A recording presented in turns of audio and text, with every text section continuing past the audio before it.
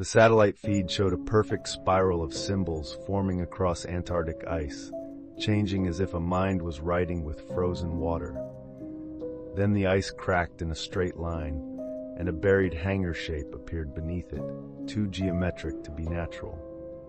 For one frame, rows of armored figures stood motionless in the frost, and Heath felt his stomach drop because they looked like an army waiting to wake. Heath was summoned to a fortified emergency briefing and shown the satellite sequence again, this time slowed down. The ice patterns behaved like adaptive code, shifting to new arrangements whenever analysts tried to predict the next line. Heath was assigned a simple mission with a terrifying edge. Locate a missing NATO survey unit in the Bone Span region. Their last message had been short. It breathes and it knows we are here. Heath assembled a small strike team, not to search politely, but to extract survivors and contain whatever was causing the ice to right.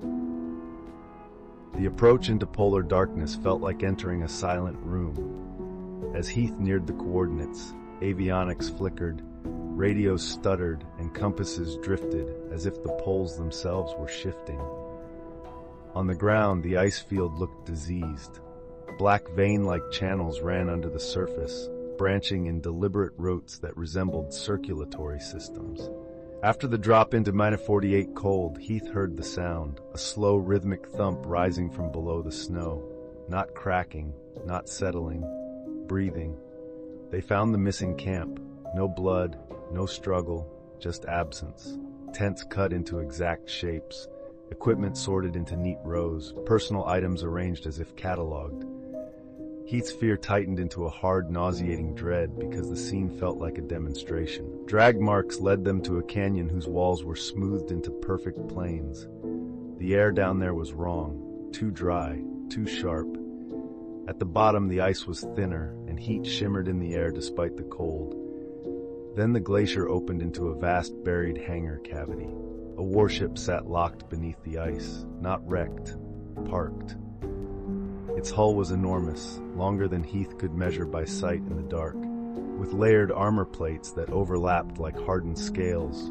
Raised ridges and Gothic contours ran along the body, forming angular buttresses and serrated fins that looked designed to break through ice and atmosphere.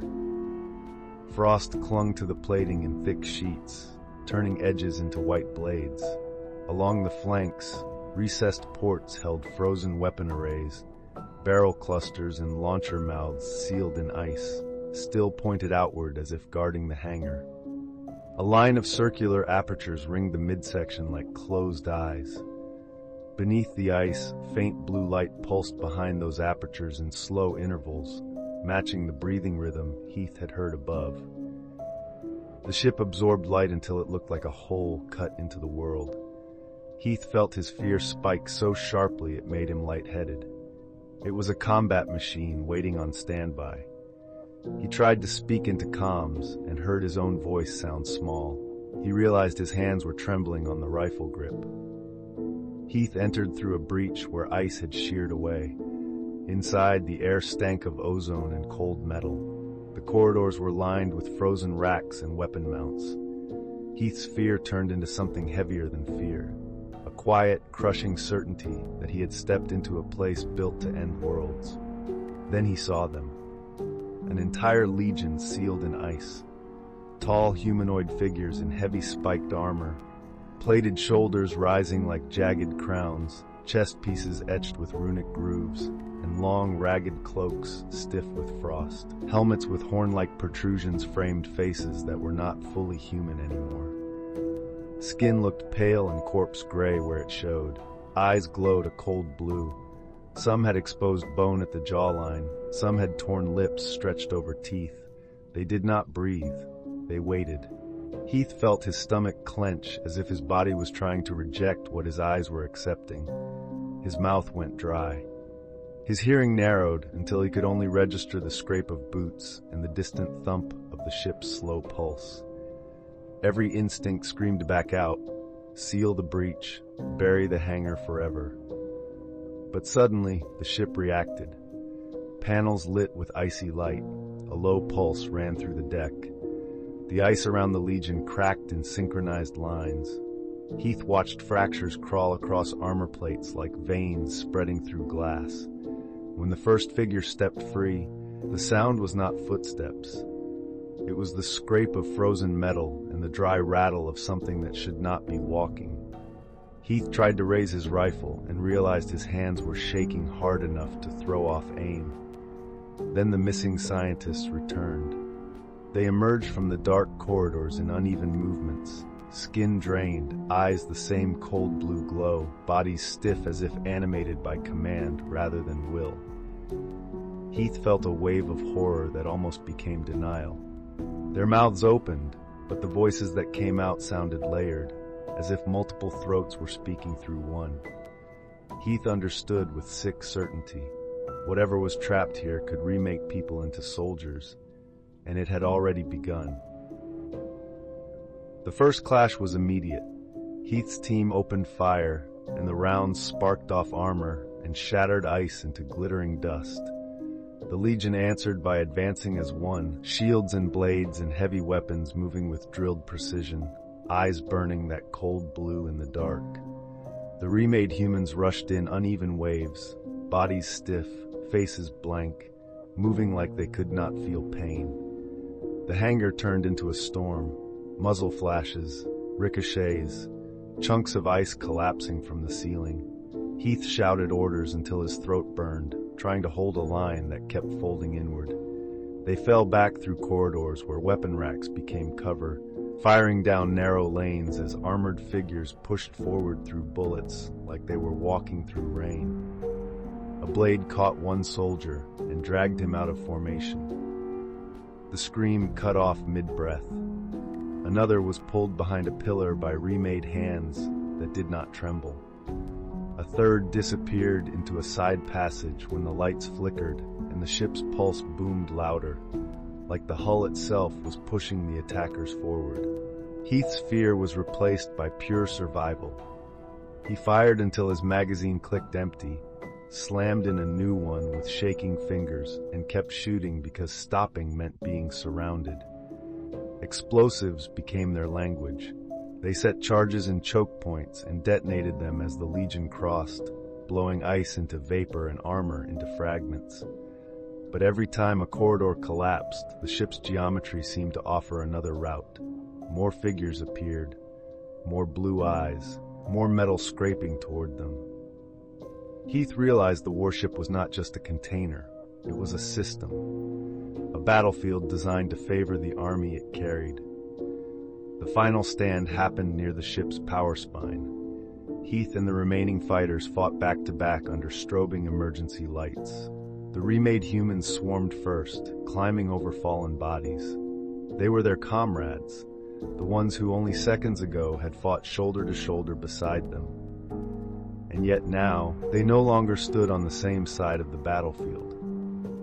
Tears welled in Heath's eyes. A roar tore from his throat. His mind was being ripped apart by unbearable pain, by the brutal reality of it all. Then the armored Legion reached them. A heavy weapon slammed into the deck and sent a shock through Heath's bones. A blade clipped his shoulder plate and tore metal with a shriek. Heath stumbled, recovered, and drove forward. He planted thermite charges along the power conduits while others covered him with desperate fire. The last cover fire ended in a wet silence. Heath hit the ignition. White-hot burn raced through the spine. The ship convulsed. The hangar lights flared. The breathing pulse shattered into a violent stutter. Armored figures froze for a fraction of a second, long enough for Heath to shove the final survivor toward the breach. They ran. Behind them, thermite and secondary explosions ripped through chambers, collapsing the awakening racks and burying the Legion under tons of fractured ice and burning metal. Outside, the ground bucked. The canyon exhaled steam. The remade humans on the threshold went still, as if their strings were cut. Heath dragged the last survivor into the wind. 2 living people. That was all. Heath believed the nightmare had ended until he saw the sky above the ice. A tight beam of light stabbed upward from deep under the glacier, climbing into space like a distress call. The warship had died, but not before it transmitted. If you think the signal was a warning or a summons, comment your theory. Like and subscribe for the next episode.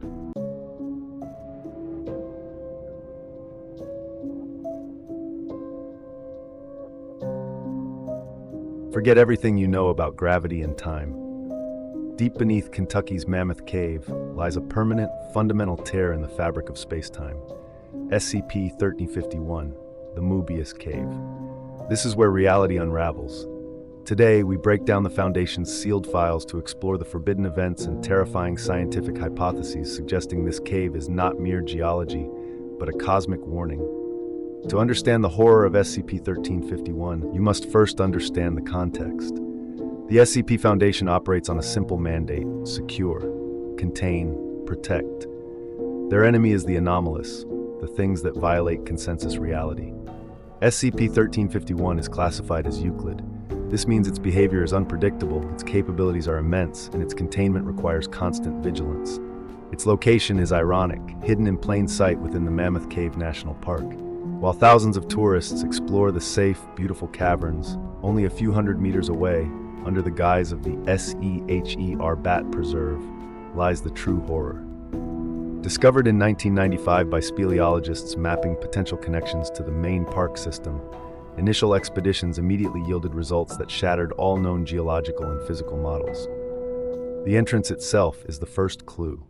A strange, almost perfectly circular hole in the ceiling of an underground chamber, 125 meters below the surface, a path that demands a descent upward to begin. The three expedition teams between 1995 and 2002 established one undeniable truth. The warp tunnels within 1351 operate entirely outside Newtonian physics. It's reported that the gravity you experience is entirely dependent on the angle of the floor, and the floor itself can twist and loop, reassuming positions parallel to its original location, a geometric nightmare that creates its own internal gravitational field. Inside 1351, time moves on its own terms. A researcher entering for what they perceive as 20 minutes may emerge to find that 3 hours have passed in the outside world. This temporal distortion is not linear. It is random, volatile, and inexplicable. The combination of unpredictable gravity, self-looping geometry, and shattered time defines 1351, transforming a mere cave into a weapon of abstract terror. How does the Foundation contain such a fundamental break in reality?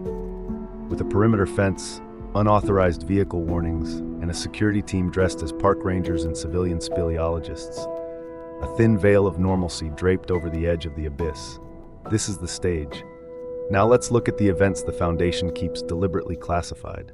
The Foundation's top minds have developed three primary, terrifying hypotheses to explain the geometry and power of the Mobius Cave. These are not just scientific theories, they are philosophical nightmares. Hypothesis Alpha: the Mobius strip and the wormhole torsion is the simplest, most elegant, and arguably the most frightening explanation. The Mobius Cave is the embodiment of a mathematical construct made real. A Mobius strip is a two-dimensional object that, when twisted, becomes one-sided. In the case of 1351, this is happening in 3 dimensions. The cave is a permanent, self-looping wormhole. The tunnels aren't physically linked, they are topologically connected. When you enter, you are traveling along a single continuous surface that lacks a defined inside or outside, up or down.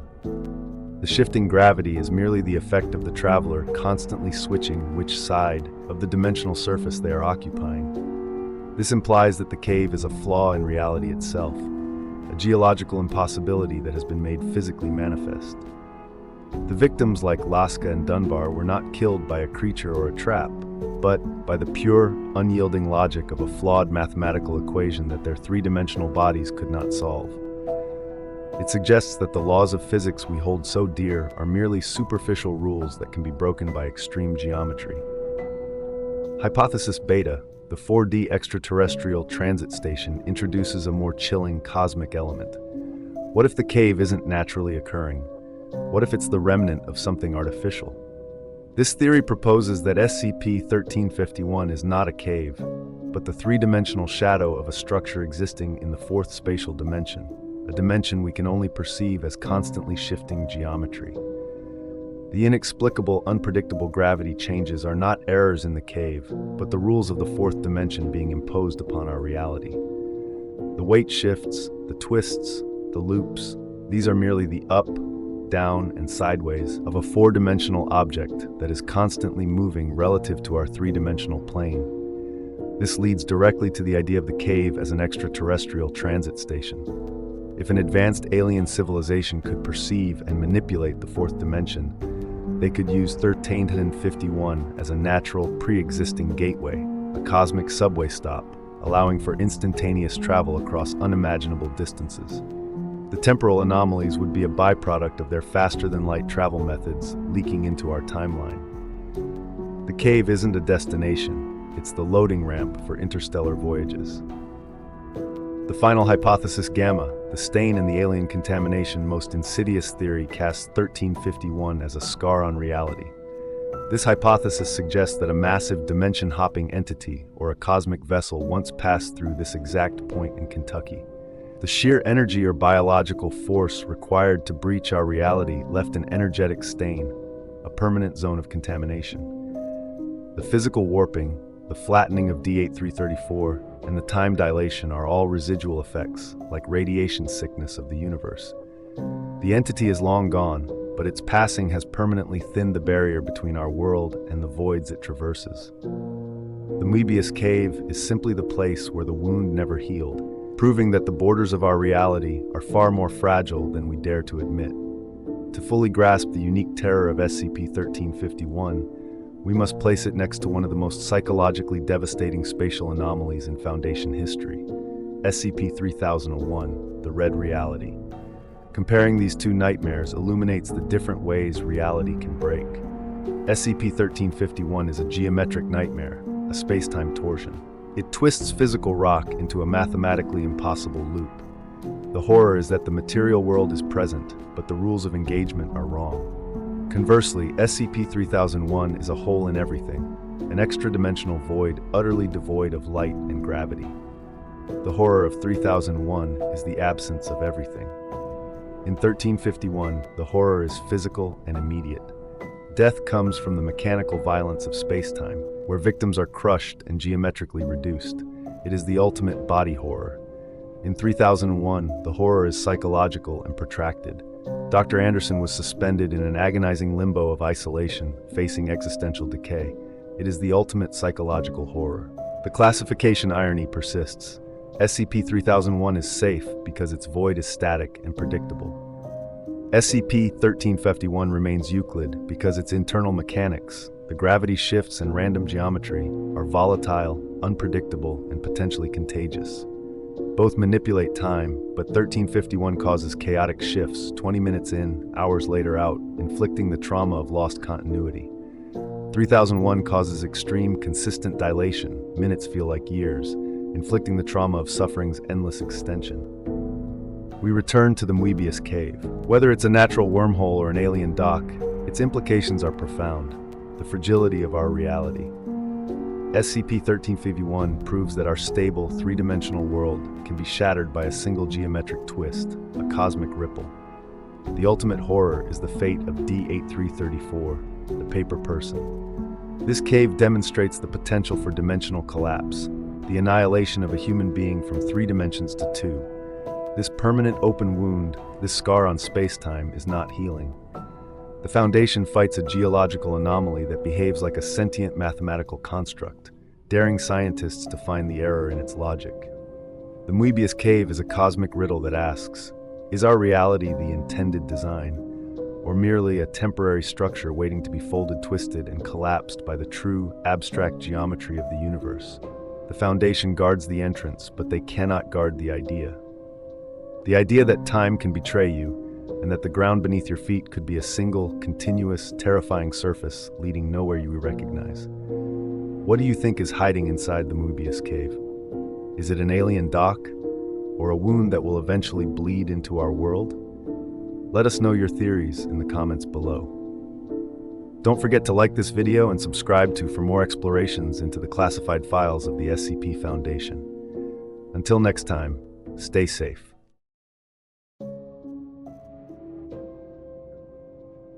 Emmett isolated the trench pulse and the sonar return locked into focus. At the deepest abyss on Earth, a full city appeared on the trench floor, sweeping towers and curved bridges glowing faintly in the black.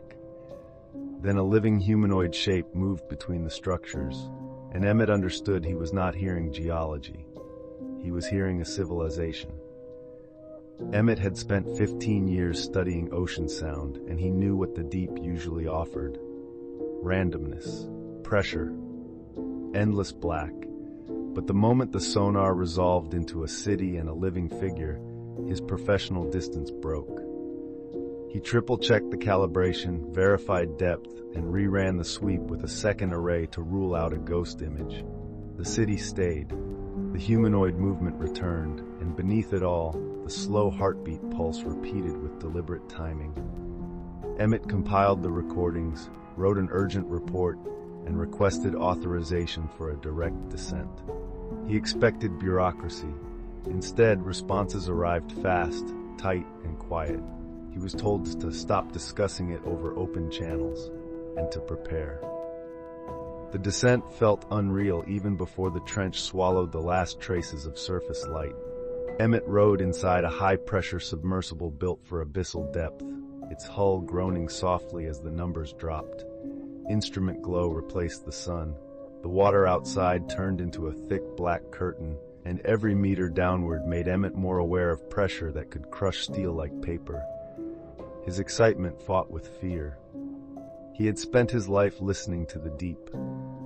Now he was entering it. Then the city emerged. It did not sit on the trench floor like human ruins. It flowed. Sweeping terraces stepped down the abyss wall, each level shaped into broad plazas and curving boulevards. Spiral towers rose like shells unfurling, their surfaces etched with fine lines that carried soft teal light in slow pulses, like veins under skin.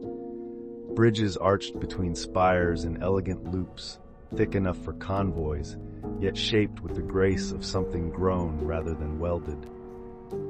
Domed chambers nested into the rock, each dome ringed with luminous bands that shimmered like a pressure barrier, holding clear space where the ocean should have rushed in. Along the avenues, slender pylons stood in rows, emitting faint halos that made drifting silt fall in patterned spirals instead of chaos. Even the metal looked alive, not organic, designed, intentional. Emmett's chest tightened with awe. His mind raced through every explanation he wanted to be true. Ancient geology, optical illusion, sensor error. But the angles were too clean, the symmetry too purposeful, the lighting too controlled. And then he saw movement. Humanoid figures traveled between structures with calm precision, silhouettes outlined by the city's glow. Some glided in groups, others alone, turning at intersections as if following routes they had walked for centuries. Emmett felt a surge of exhilaration that bordered on panic. A civilization. Here, at the deepest place on Earth. His hands trembled on the console as he kept filming, terrified the view would vanish, terrified they were intruding on something that had every right to remain hidden. When the submersible reached a stable hover near a broad terrace, the team sealed into deep pressure suits and prepared to exit into the open water. He could not stop smiling, and he hated himself for it, because the excitement was real, and so was the danger. Emmett's boots hit the terrace in the deep pressure suit, lights cutting narrow cones through silt. He barely had time to process what he was seeing before the city reacted. Lights along the terraces brightened in a coordinated wave.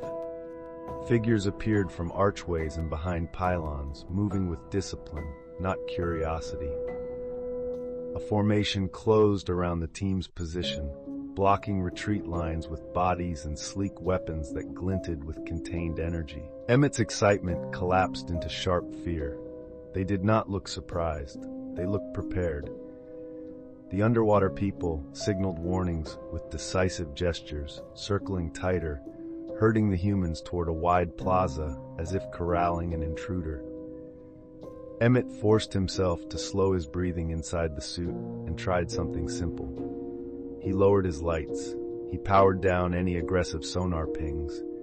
He raised open palms and tapped a slow pattern on his suit chest plate, then pointed at the heartbeat waveform on a wrist display. The underwater formation hesitated.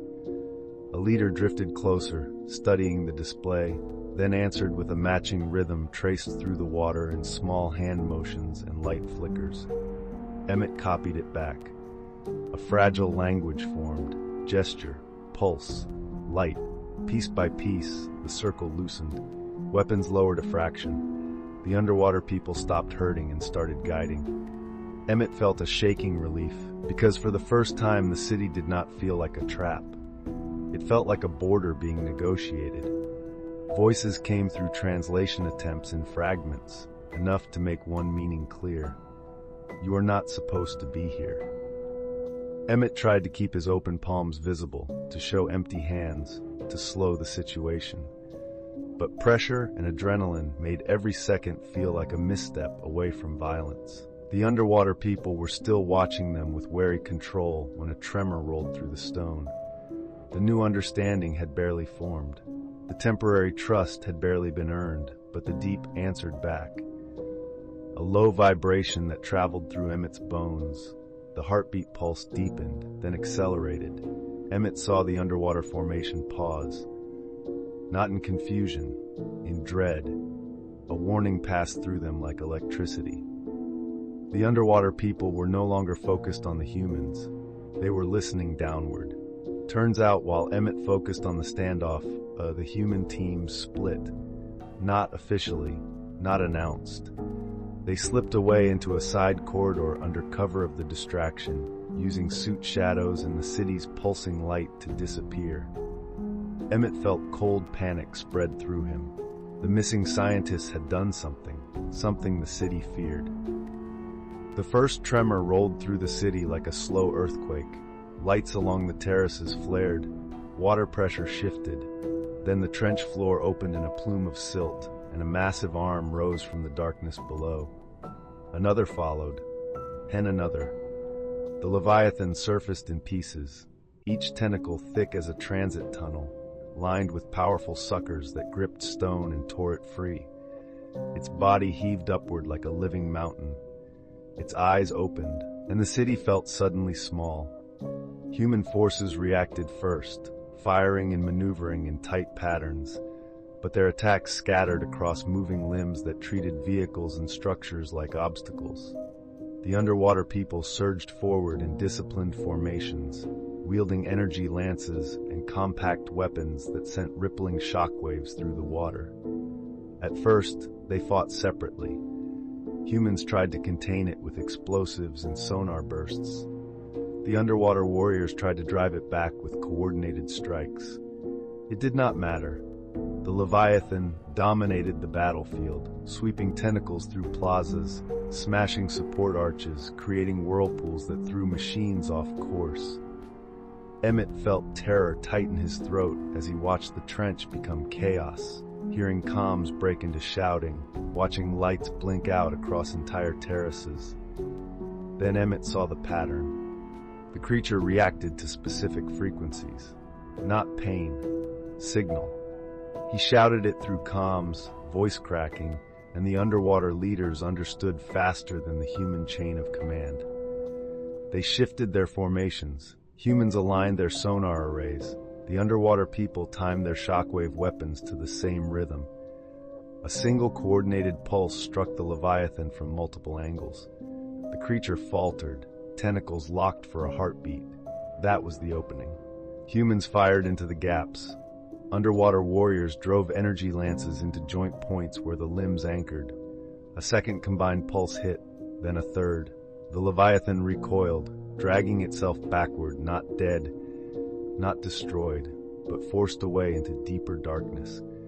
The trench calmed in slow, trembling waves. Emmett's relief was immediate, then replaced by dread, because the creature was still alive, and now it knew how they fought.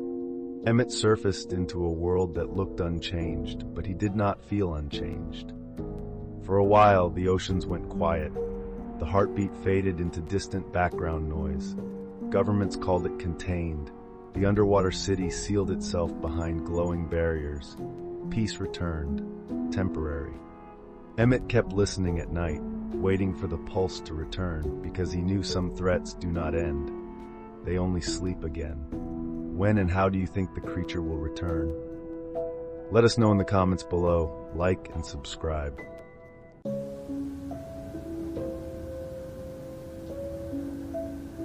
What if the plague doctors who walked through medieval France were never human at all, but the first prototypes of SCP-049 sent by something watching us from the dark? People often recount the European plague through cold statistics, but in the documents the Foundation keeps deliberately sealed away, one peculiar detail repeats itself like an ink stain that refuses to fade. Wherever death spread the fastest, a figure wearing a beaked mask always appeared a few hours beforehand. No one knew where he came from. They only knew that when he knocked on a door, a few days later, the entire household would be breathing the air of the dead. Ancient records describe him in the trembling language of those who witnessed something indescribable. His clothing gathered no dust, repelled water, and when touched, it was hard like metal, yet stretched like skin. We found no seams, and we never once saw him breathe. He resembled a creature wrapped in darkness more than a doctor. Some witnesses even swore that he walked without touching the ground, as if his legs were nothing more than a borrowed imitation of a form that did not truly belong to humanity. People of that time called him the Angel of Extinction, for wherever he paused, the plague swept through like fire, devouring dry wood. What horrified Foundation researchers the most was not the folklore itself, but the uncanny resemblance between those mysterious plague doctors and SCP-049. A suit that cannot be removed, a mask fused to the flesh, movements devoid of fatigue, and a line he once spoke, a line no one could decipher. "I have been here before, and I do not belong to any age of man." If that is true, then the beaked doctors, wandering through plague-ridden Europe, were not bearers of medicine at all, but beings created to observe humanity, entities whose origin lies in a place the Foundation refuses to name, where disease, biology, and intellect are manipulated like pieces in an ancient game played by alien species. And then a question rises like a shiver crawling up the spine. Are we truly certain who came to heal us, and who may have brought the sickness in the first place? In every surviving account of plague doctors, one detail repeats with unsettling precision. No one ever saw their real faces. They were covered completely from head to toe, revealing not a single inch of skin, not even a breath that belonged to a living person. When this is compared with SCP-049, the resemblance becomes disturbing.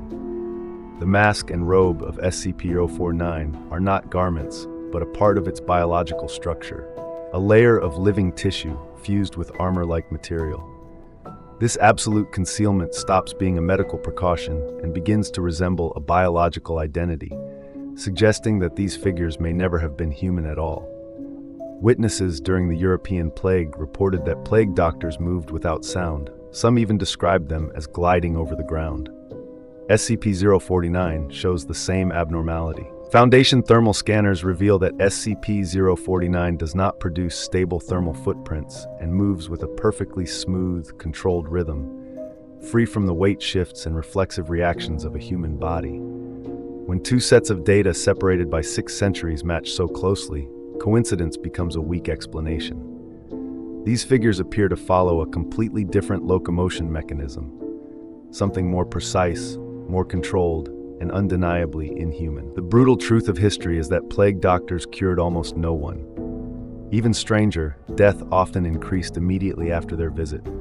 They seemed less like healers and more like observers, silently confirming or extracting something from the sick.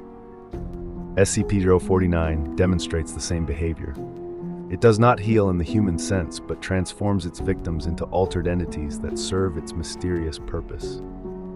Within the context of extraterrestrial biology, a chilling theory emerges. These plague doctors were not combating illness but searching for a specific pathogen, mutation, or biological signature invisible to human understanding. Some preserved plague doctor attire has baffled modern researchers. The material does not burn, does not tear, does not rot, and stretches with the elasticity of living tissue. SCP-049's biological shroud displays the same qualities. It cannot be cut, cannot be analyzed chemically, and shows a molecular pattern unknown on Earth.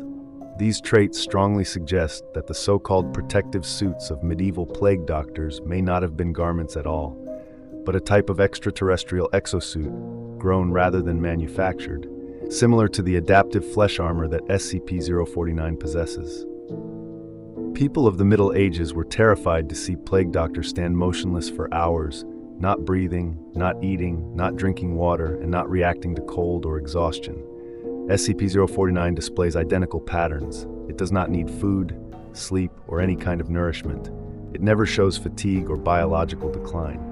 When observed together, these behaviors point to a single conclusion. These beings did not rely on human physiology at all. Their bodies follow a different set of biological rules, possibly artificial, hybrid, or originating from an environment where oxygen, heat, and rest are irrelevant. Some areas where plague doctors once walked contain records of circular burn marks on the ground, as if the soil had been heated by a source of energy beyond medieval understanding. These marks resemble modern UFO landing traces and correspond closely to abnormal heat readings recorded around SCP-049. When medieval reports, modern UFO cases, and Foundation sensor data all describe the same type of thermal anomaly, the idea of an extraterrestrial device or biological field becomes more convincing than coincidence. Historians have long noted the strange timing of these figures. They appeared exactly when the plague reached its peak and vanished just as the outbreak faded. In some cases, they were seen before the disease even entered a region, as if they could sense it. SCP-049 has claimed that it has visited this world many times before and speaks with a familiarity that suggests a long history with human pandemics. If these beings belonged to a species that monitored the evolution of terrestrial illnesses, their timing would make perfect sense. They were following biological cycles, not human events. When all the signs are woven together, a disturbing pattern emerges.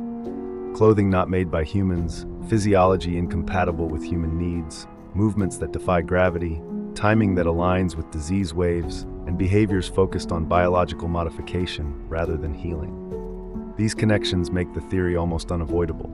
The mysterious plague doctors in medieval France were likely not human physicians, but early manifestations of SCP-049, or members of the same extraterrestrial species sent to collect, analyze, and manipulate pathogens according to an unknown interstellar purpose. The most unsettling implication is not that they were here, but that they may never have left, and SCP-049 might be only one of many that still remain.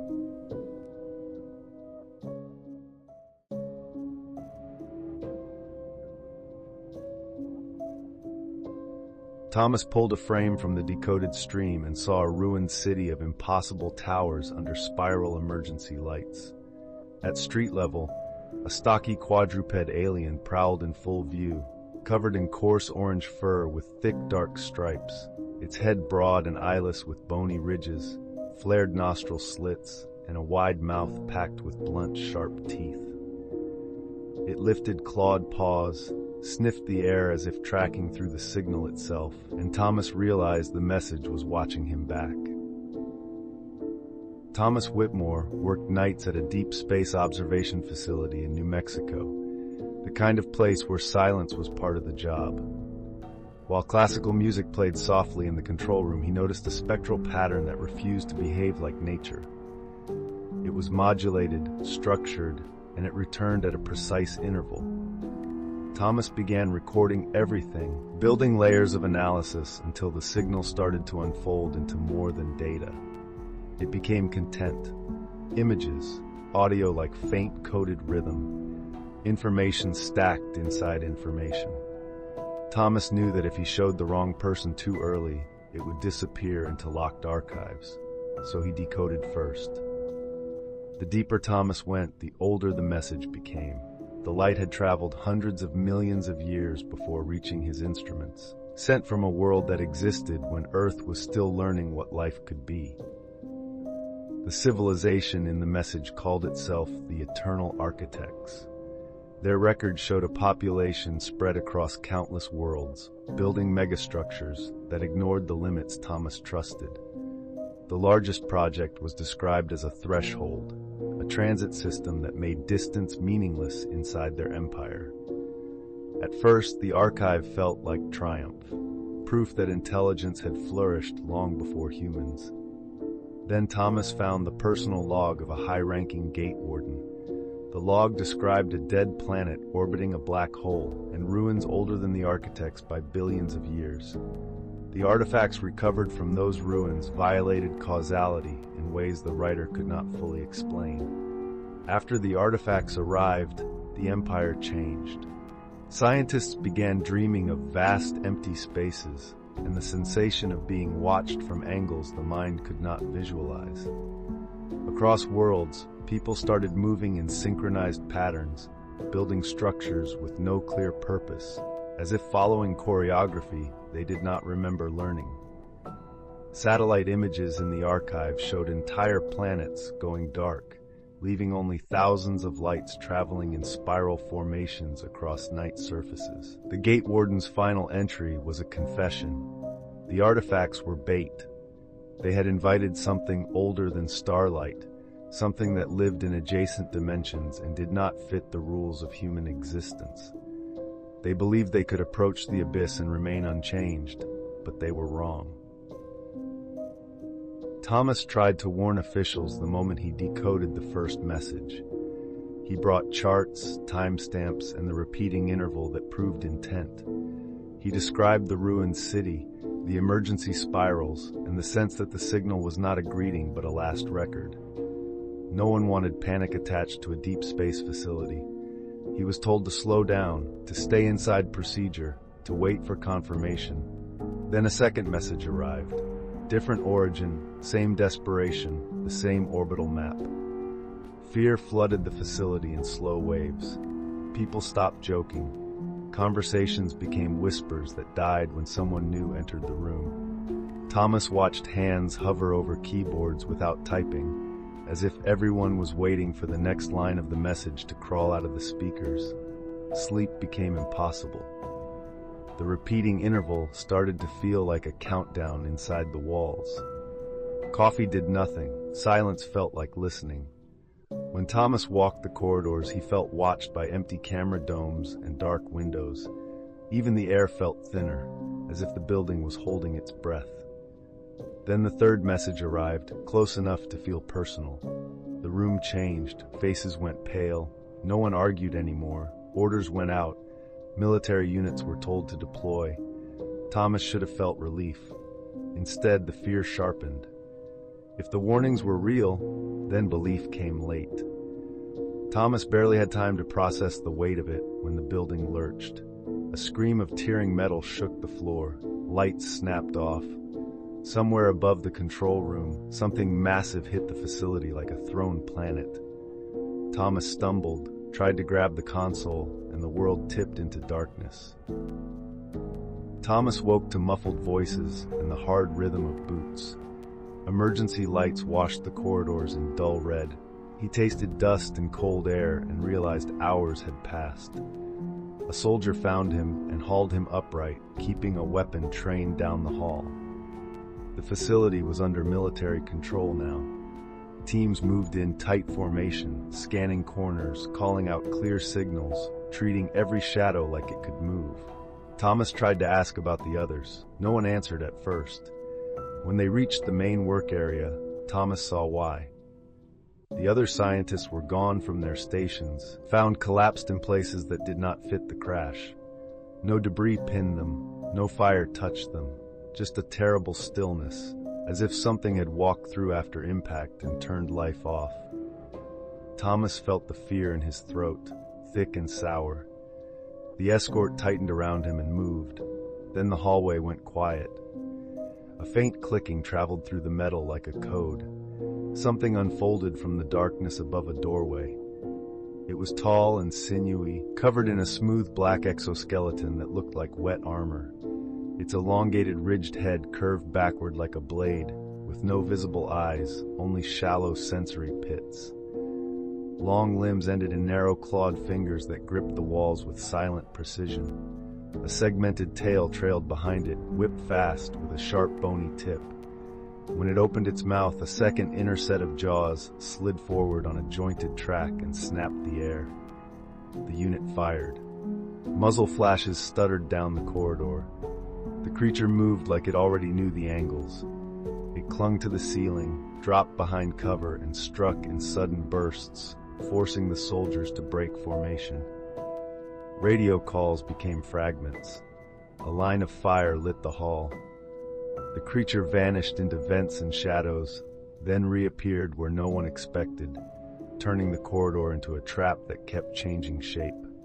Thomas was dragged behind a concrete support and kept low. He could hear the scrape of claws above him.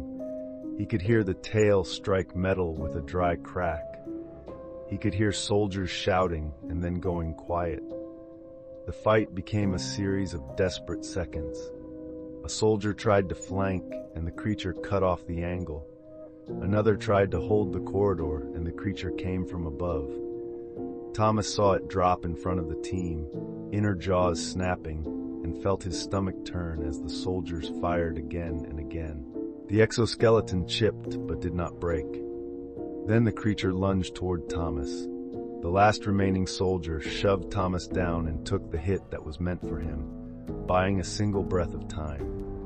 Thomas crawled backward, shaking so hard his hands could barely move. The soldier rose anyway, bleeding and furious, and forced the creature back with sustained fire. The creature recoiled, tail lashing. It tried to climb. The soldier threw a final charge at the wall behind it.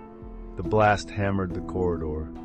Dust and fragments filled the air. When the smoke cleared, the creature lay still, its exoskeleton split, its movements gone.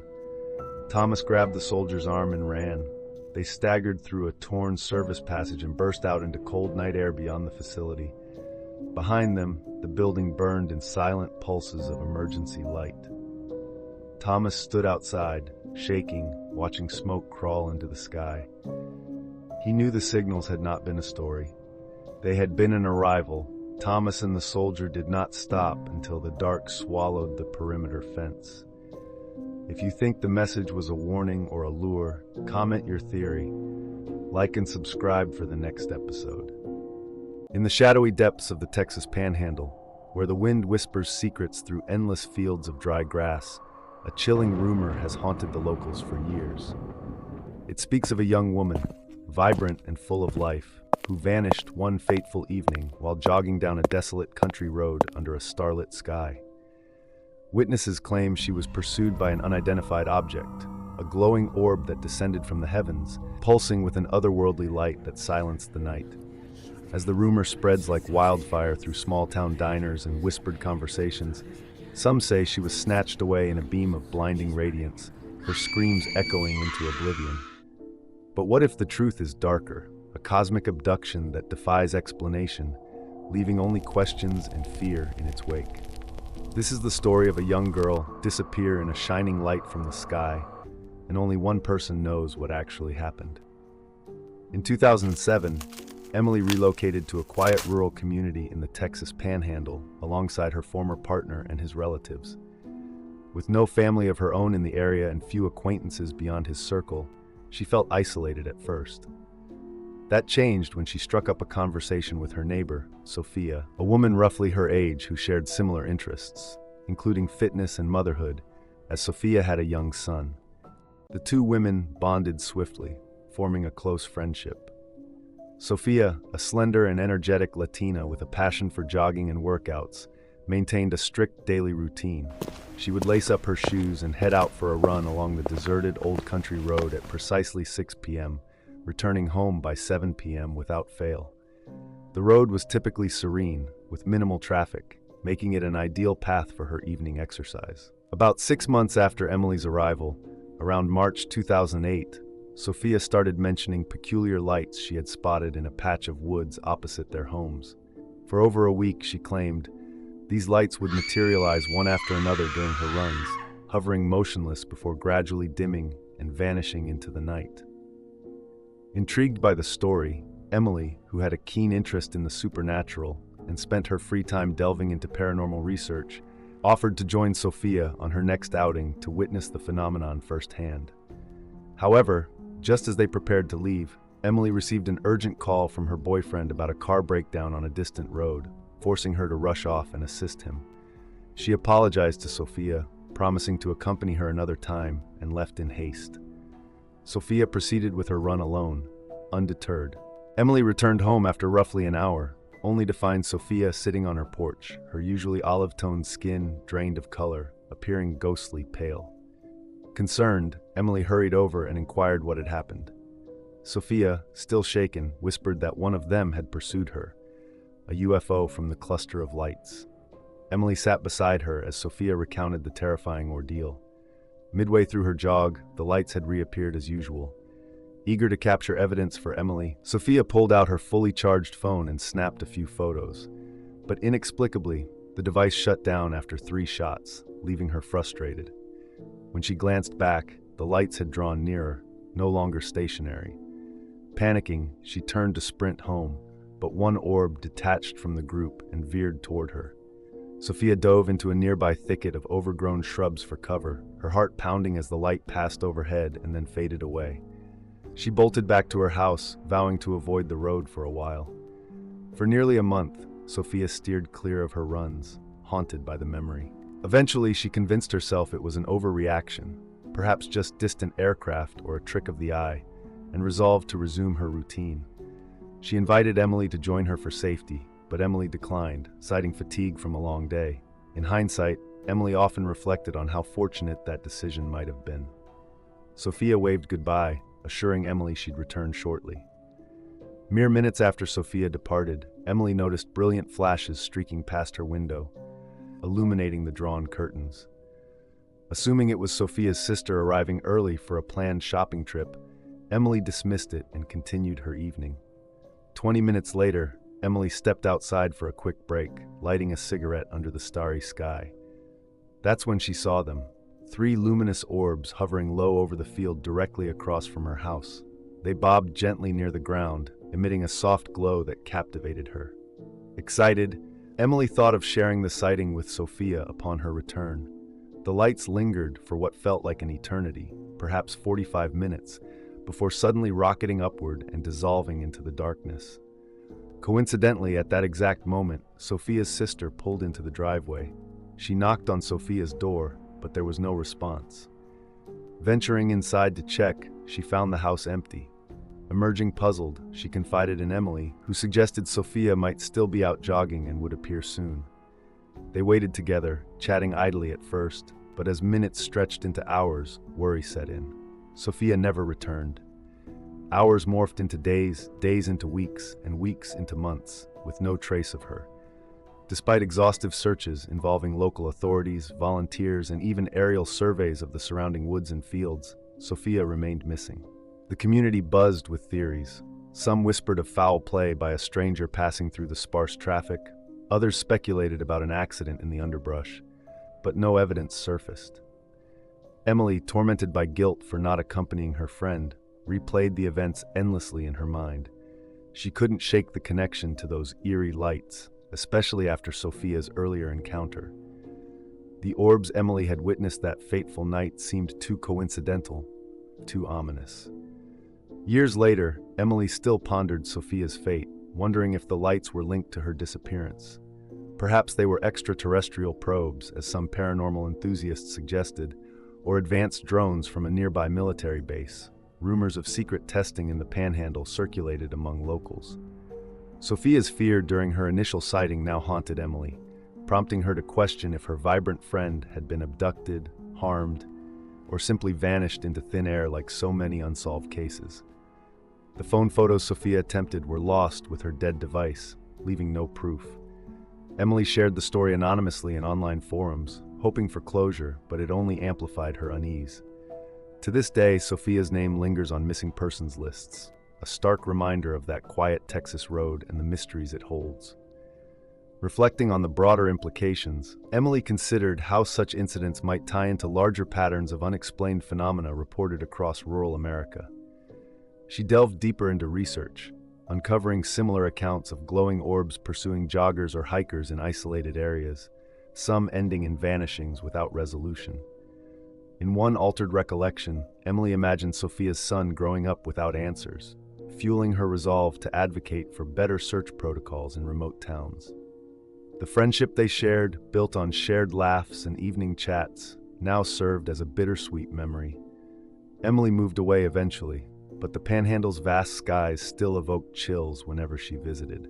The lights, whatever their origin, had forever altered her perception of the ordinary, turning a simple run into an enigma that echoed through time.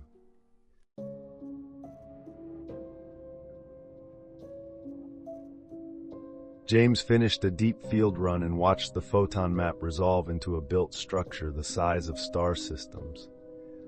Before he could save it, a tall humanoid figure stepped into the edge of his workspace, its body made of hard, faceted crystal plates that caught the dim light in sharp, prismatic shards. It stood perfectly still, angular and silent, a crown-like ridge rising from its head, its eyes glowing from within like cut gemstones, and James understood the discovery had come with a witness. James Webb was a senior astronomer trusted with deep field analysis, the kind of work that usually delivered silence and patience as its only rewards. He worked alone with humming servers, scanning a routine field for subtle asymmetries in ancient photons. What he found did not behave like nature. He saved private copies, tightened access logs, and began preparing for the moment someone tried to take the discovery away. With every refinement, the structure grew clearer. It was not a galaxy, not debris, not lensing. It was architecture. Towers rose higher than planetary orbits. Bridges spanned distances that made interstellar space feel small. Vast window-like openings framed entire star systems as if they were decorations. James began sketching compulsively, drawing lines he had never learned, drafting curves that felt familiar in his hands. Sleep stopped working. When he closed his eyes, he walked through cathedral-scale halls where statues of unknown beings stood frozen. They had tall humanoid silhouettes formed from hard faceted crystal plates, with sharp angular shoulders and forearms like cut prisms.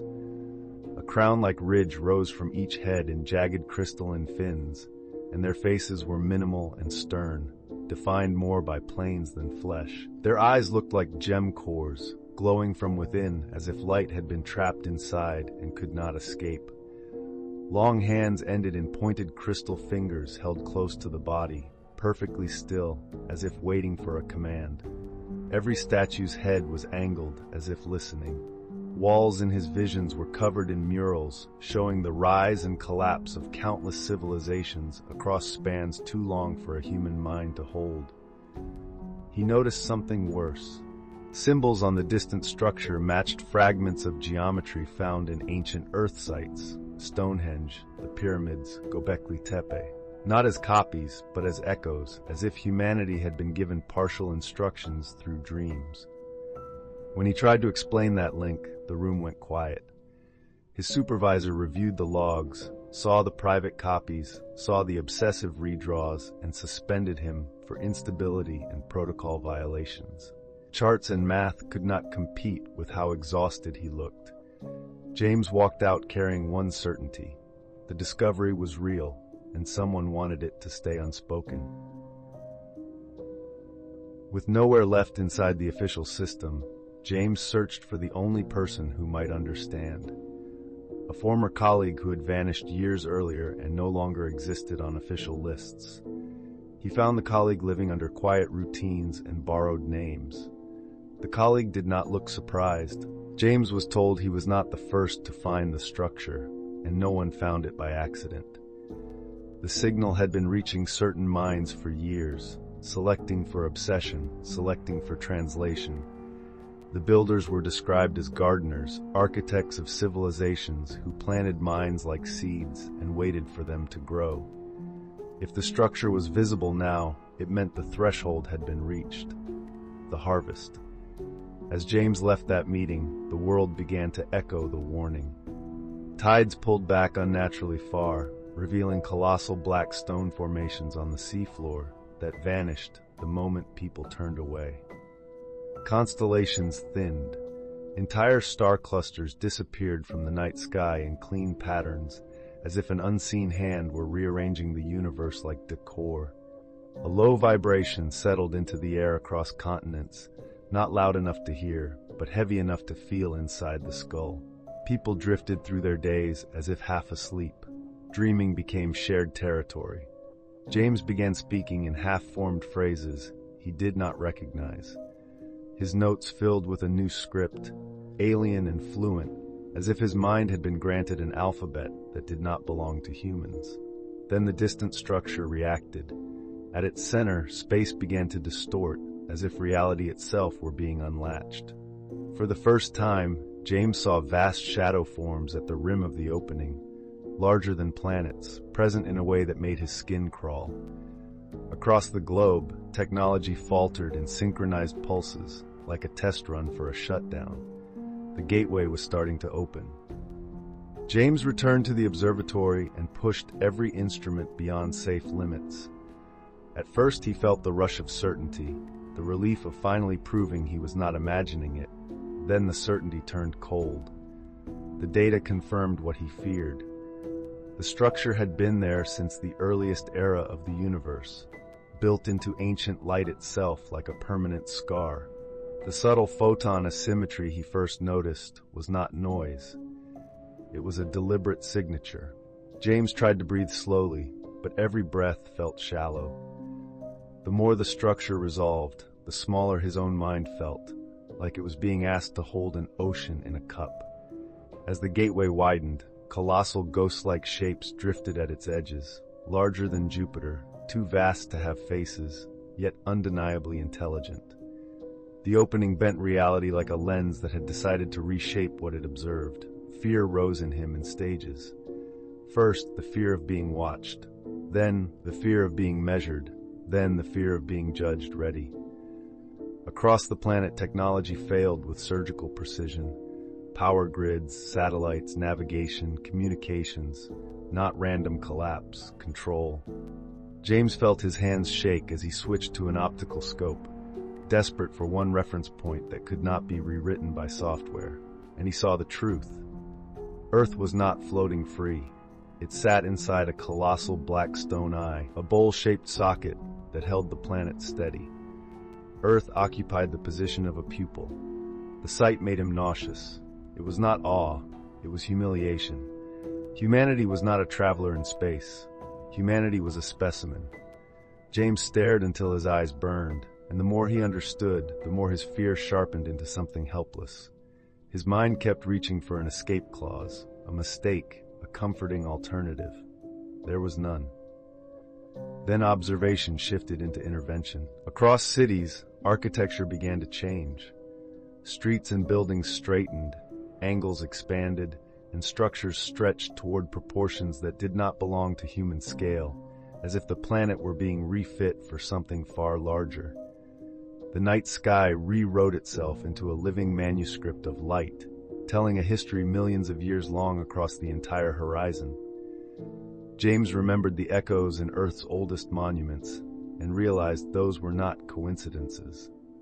They were early contact through dreams, through inherited memory, through fragments planted in the mind long before anyone could name the source.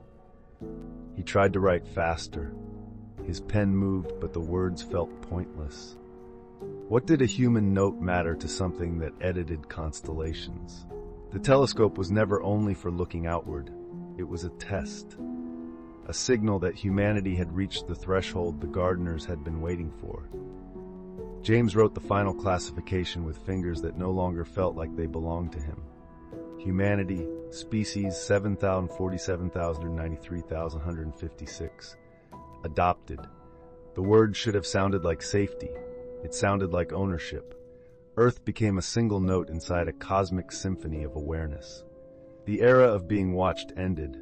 The era of participation began. James looked at the instruments, at the sky, at his own shaking hands. For the first time in his life, he could not imagine any action that mattered.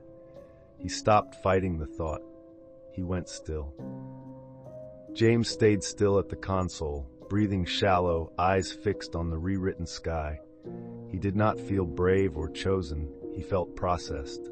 If you think you know what the gardeners are harvesting, drop your theory below. Like and subscribe for the next episode. I once worked with a local team that investigated UFO phenomena. They called those kinds of cases the pet abduction files, missing animal reports with no explanation. People used to laugh when they heard about it, until one night they saw the lights too, and heard that strange humming right behind them. That's when I realized this story was far from over. This is the account I've never told anyone before. File 1. The cat that returned after the white light. Sarah lived just outside of Ohio in a small house with her cat Mochi. One night, Mochi disappeared. No sound, no trace. Sarah searched the whole neighborhood. Posters, flyers, everything. No sign at all. But on the third night, Mochi came back. The moment she opened the door, she felt it instantly. Something about the cat was different. Its fur smelled like burnt metal, and its eyes glowing as if reflecting car headlights, even in complete darkness. She brought Mochi into the house and tried to forget the feeling. Until the next night. The outdoor security camera recorded a burst of blinding white light. Not a car, not a neighbor's porch light. A spiral beam of light shooting straight down into the yard where Mochi was sitting. They rewound the footage frame by frame, and each time, her heart beat faster. In the final frame, Mochi was floating in midair, his two front paws hanging, his eyes half open, staring directly into the lens. The next morning, he was gone again.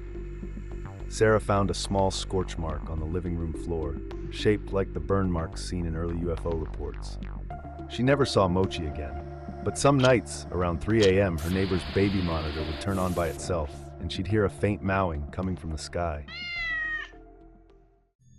Files 02, Quiet Farm. This story comes from a man named Earl, who lived alone on a cattle ranch in Kansas. One night, all of his animals, cows, goats, chickens, suddenly went silent. No sounds, no movement. They just stood there, staring up at the sky. Earl said he felt the air pressure change, like something was compressing the space around him. Then he saw it, a column of green light shining down from the clouds into the middle of the cattle pen. As he ran toward it, a humming sound began, not like any engine he had ever heard. Then, the light shut off. Only the smell of ozone remained and a burnt circle in the grass. The next morning, one cow was gone. No blood, no tracks. The security camera captured only one frame, a burst of green light, then total black, followed by a faint beep, beep, like a radar pulse. 3 days later, the cow returned, standing still by the fence. Earl was relieved and tried to feed it, but as he looked closer, he realized it had no reflection in the mirror. No breathing, no heartbeat. But it still stood there, still ate, and still stared directly at him. When the police arrived, the cow was gone. Only the burnt circle in the grass remained, larger than before, as if something had come back and grown.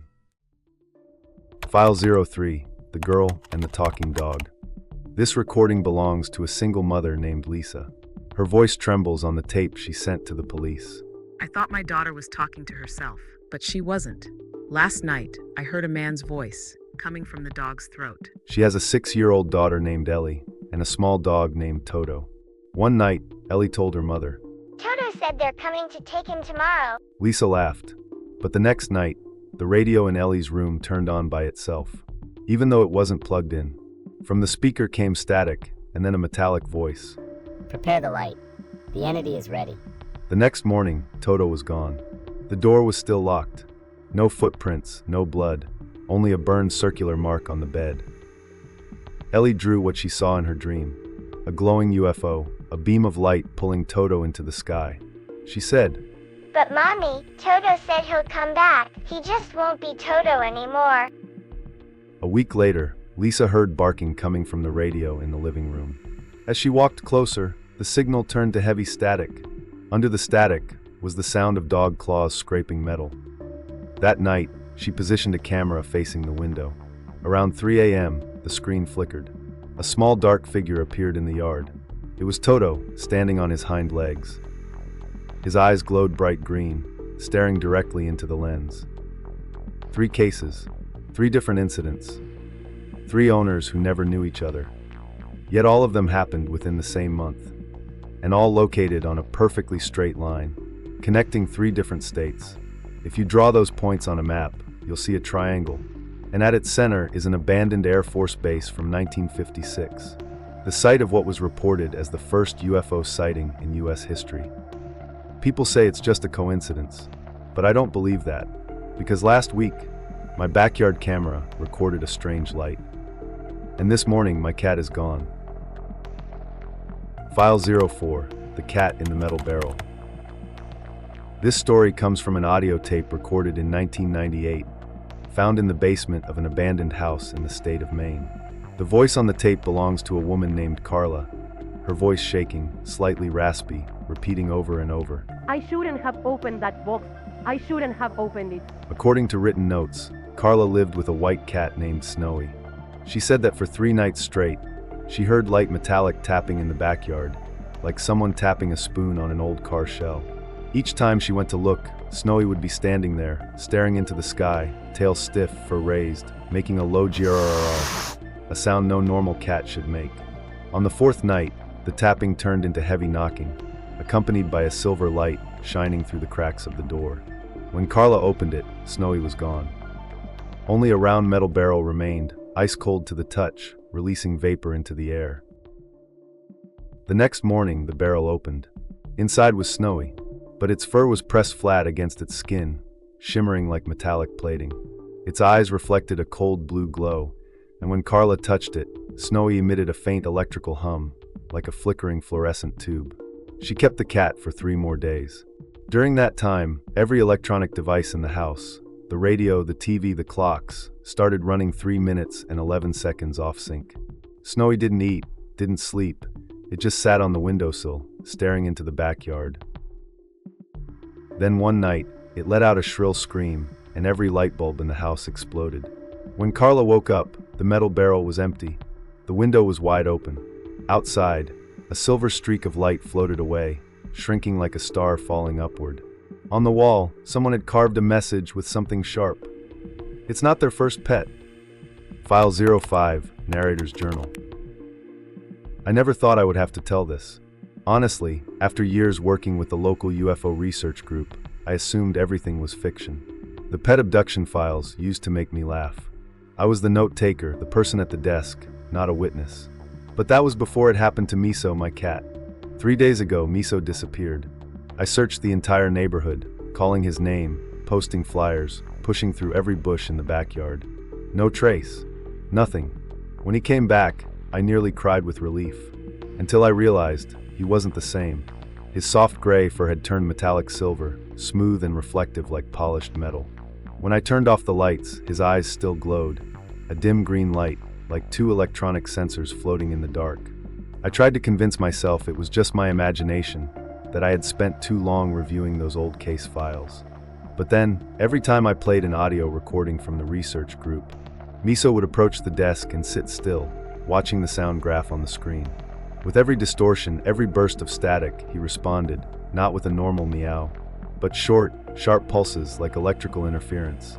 One night, I played File 02, the screaming behind the electric fence. Miso arched his back, his ears twitching, and released a long, piercing sound. For a moment, I felt like something else was listening through him. I began hearing soft tapping noises at night. Tap, tap. From the basement, steady and rhythmic. The sound was identical to the one described in File 03, the cat in the metal barrel. I went downstairs. No one was there, only the old metal crate I once kept Miso in, half open, and a small burned circle on the floor, like a scorch mark from an electrical discharge. I ran upstairs, heart pounding, and Miso was standing in the living room, perfectly still. He turned his head toward me. Slowly, his jaw opened, not like a cat opening its mouth, but unzipping straight down the middle, a long slit from chin to chest. Inside was only darkness. No sound except a low, resonant hum, like wind passing through a metal pipe. The lights flickered. The air turned cold. Then, right in front of me, A white-silver beam appeared in the center of the room. It didn't shine from anywhere. It simply formed, like a rip opening in the air itself. Miso stepped into the light, for standing on end. For a split second, I saw the shape of something tall and thin. A gray metallic figure, vibrating as if the image itself was distorted. It wasn't exactly looking at me, but I knew. It was aware of me. I called Miso's name, screamed, but the light snapped shut and vanished. Only the smell of burnt metal remained, and a perfectly round black scorch mark on the floor. I didn't sleep. All night I heard noises, rustling, faint electrical crackling. Then I realized, the radio in the other room had turned on, even though it was unplugged. A distorted voice came through, broken by static. Pet! Abduction! Files! I dug through the old audio logs. At the end of Travis tape, the dog disappearance case in Iowa, there is a long, warped howl, and hidden in the static, a voice whispers. I rewound it over and over. I am certain it said my name. Now I'm sitting in the old research room. Only the red light on the recorder is still on. I hear something outside the window. I look out, and I see eyes. Dozens of them, maybe hundreds. Every cat in the neighborhood, sitting still, staring at my house. All of them with the same faint green glow, as Miso's eyes. If anyone finds this recording, listen to the last seconds carefully. You will hear something, maybe wind, maybe static, or maybe weak cries from the sky. I think I finally understand something. Pet abduction files aren't archives. They're a list of the people who open them.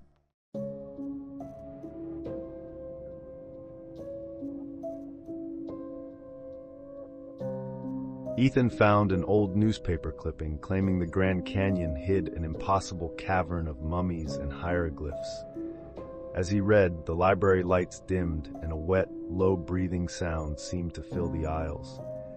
In the glass of a display case, a tall, sinewy red and black figure appeared behind him, glossy living material crawling with tendrils, a jagged grin fixed in place, watching him without blinking. Ethan turned, and the aisle was empty, but the reflection stayed in his mind like a stain. Ethan Cole was an archaeologist of the American Southwest, trained to treat stories as evidence and evidence as responsibility. He was not chasing treasure. He was chasing a pattern that kept resurfacing, then getting erased. He began marking every reference he could find to hidden chambers in the Grand Canyon, every place name that should not have been there, every missing line that someone had tried to remove from the record. When a torn journal page described God sleeping in the sky and a steady breathing coming from the canyon walls, Ethan stopped calling it folklore. He started preparing to go to Trinity Creek, knowing that whatever was down there had already learned his name.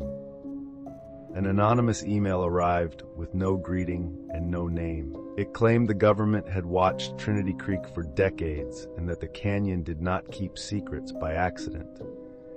The message warned Ethan not to bring a large team, not to use open radio, and not to sleep near the stone.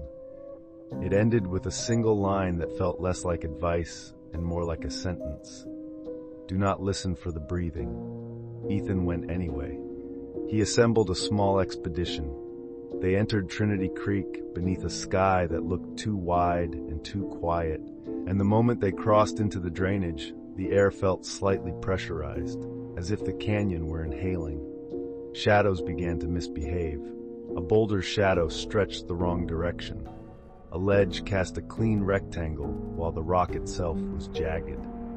When Ethan blinked, the shadows corrected, then drifted wrong again like a slow, deliberate test. The next morning, their security footage showed all of them standing in a line, facing a cliff wall for 11 minutes. They did not speak. They did not move. They simply stared at the stone as if waiting for it to open. None of them remembered leaving their tents. Later that day, they found the seam.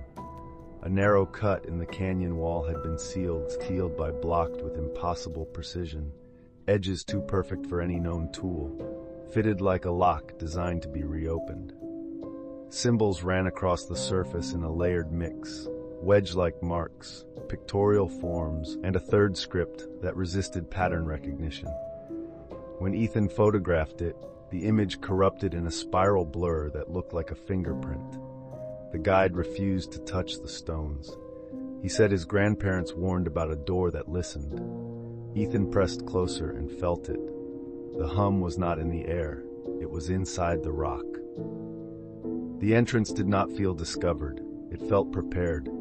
They removed one stone, and the rest of the seal shifted by itself, sliding with a soft, wet scrape that did not match rock. The gap widened just enough to invite them in. Inside, the stairs were steep and wrong in proportion. The air was colder, thick with a faint metallic dampness. Their light struck the walls and came back warped, as if the stone had a thin skin over it. They started seeing the first signs, a glossy red and black smear along the corner of a step, still wet, threaded with hair-thin tendrils that twitched when the light hit them. A handprint on the wall that was not a handprint at all. 5 streaks dragged downward, ending in hooked scratches like something had gripped and slid. Strings of dark filaments stretched between 2 rocks like webbing, trembling even when no one touched them. Ethan swallowed hard and told himself it was mineral seepage. Then one of their lights swept across a carved band of symbols, and the grooves were filled with living residue, pulsing faintly, as if the writing itself had veins. They did not speak much after that. They moved deeper, following a low, wet breathing rhythm that seemed to come from everywhere at once. When they reached a circular door, the surface did not open. It softened. It liquefied into a thin membrane and peeled away in silence, leaving a black throat of space beyond. The membrane peeled away, and the world on the other side was wrong. There was no chamber, no floor, no ceiling, just a vast black void that swallowed their lights so completely the beams looked cut off in midair. Sound softened, then thinned, as if the canyon had decided not to carry it anymore. Ethan took one step forward and his stomach lurched, not from height, but from the feeling that distance had lost meaning. Nothing waited in the darkness, and that was the horror, because the void felt aware. Ethan's thoughts began to slow, as if the space itself was pressing against his mind, testing it the way pressure tests a seam. The low breathing rhythm was everywhere now, not coming from stone, not coming from air, but rising from the absence between moments. One of the others moved closer to the threshold. They did not scream. They did not fall. They simply stepped forward and were no longer there, erased in silence as if the void had closed over them like water. Ethan blinked hard, trying to force his eyes to adjust. Another silhouette shifted at his side. Then it was gone. Ethan reached out, fingers grasping nothing but cold air, and the instant he tried to focus on where they had been, his memory slipped, slick and unreliable, as if the void had stolen the shape of the moment. The breathing deepened. It began to match his pulse. Ethan backed away from the threshold, but the darkness felt closer now, as if it could lean forward without moving. A wet sound brushed the edge of his hearing. Then he felt something cold touch the back of his neck. Not a hand, a slick thread. Glossy red and black residue slid across his collar like liquid muscle, then tightened, anchoring to his skin. He clawed at it, but it split into thinner tendrils that wrapped his wrists and throat with quiet patience. Ethan tried to pull free. The tendrils slipped under his clothes, pressed against his spine, and then pushed inward. He froze. It was inside him. There was no force he could fight, no grip he could break. It moved like a thought deciding to become real. Disgust hit first, hot and overwhelming. Ethan gagged, shaking, feeling invaded at a level deeper than touch. Terror followed, absolute, as he realized the void did not need to chase him. It had already won. Then something else arrived, a hunger that was not his. His mouth watered, his hands trembled, his mind filled with a craving for flesh, for warmth, for the inside of living things. The idea made him recoil, and then made him want it. Ethan's face twitched, his lips pulled upward, a smile he had not chosen. He heard himself laugh, a wet, delighted sound that matched the grin he had seen in the display case glass. And And when he tried to speak, the word I would not come, only we. Ethan walked out of Trinity Creek alone. When authorities found him later, he stared past their questions as if listening to something behind their eyes. He answered in a calm voice that did not sound like fear. We are still here. If you think you know what Ethan brought back, comment your theory. Like and subscribe for the next episode.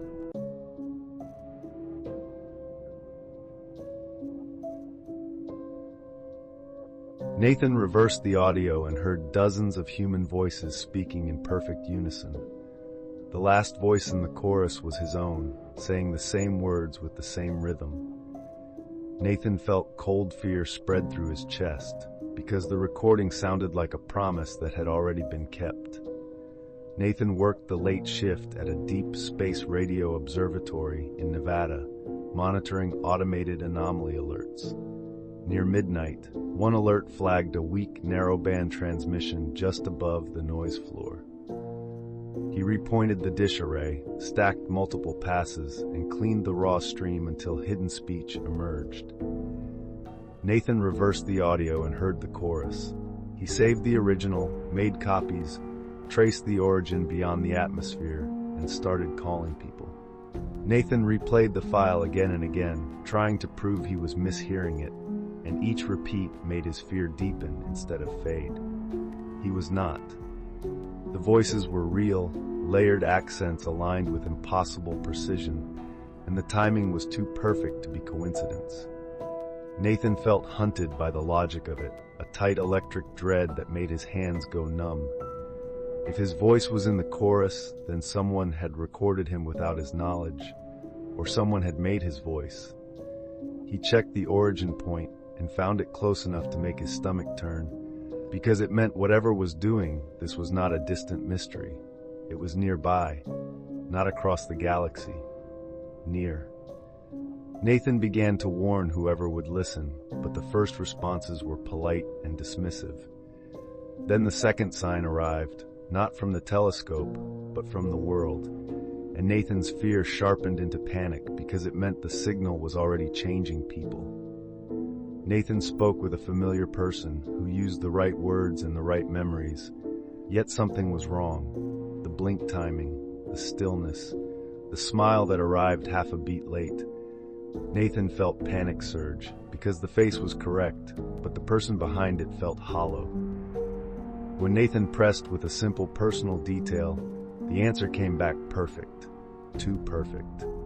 Nathan realized the terrifying possibility something could wear a human life like clothing. The report spread fast once Nathan knew what to look for, and every new detail tightened the fear in his chest like a closing fist. People who seemed unchanged one moment would shift the next, posture resetting, voice smoothing, expressions becoming controlled. Witnesses described the same intruder in different places.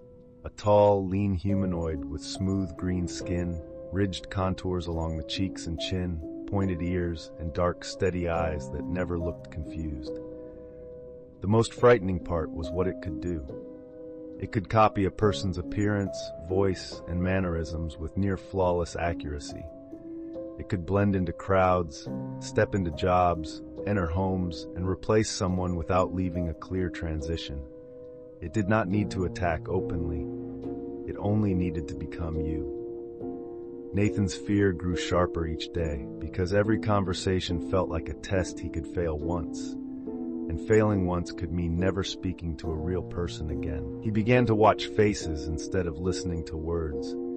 He began to question everyone. And that made him a target. Nathan went looking for people who were still real, moving through back routes in quiet places, refusing to stay alone. This time, the response was not dismissal. Nathan felt a brief relief, then a worse fear, because if the military was taking him seriously, the threat had already crossed the line. Military protection arrived. Nathan was escorted, watched, and kept alive because his signal analysis had become a map of an enemy hiding in plain sight. Nathan focused on one question, but fear kept interrupting his thoughts, flaring every time another report arrived and proved the infiltrators were still multiplying. How do you fight an enemy that can become anyone? He returned to what he trusted. Biology, signal, pattern.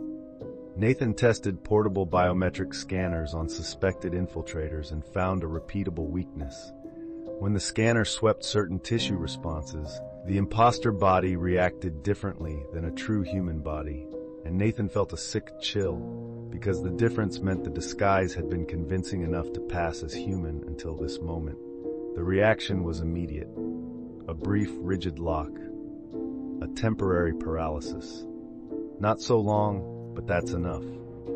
Nathan worked with the military to scale the scanner from handheld units into a coordinated system. He helped design a massive scanning array that could sweep wide areas in controlled pulses, forcing hidden infiltrators to seize for a few seconds, revealing themselves in the open.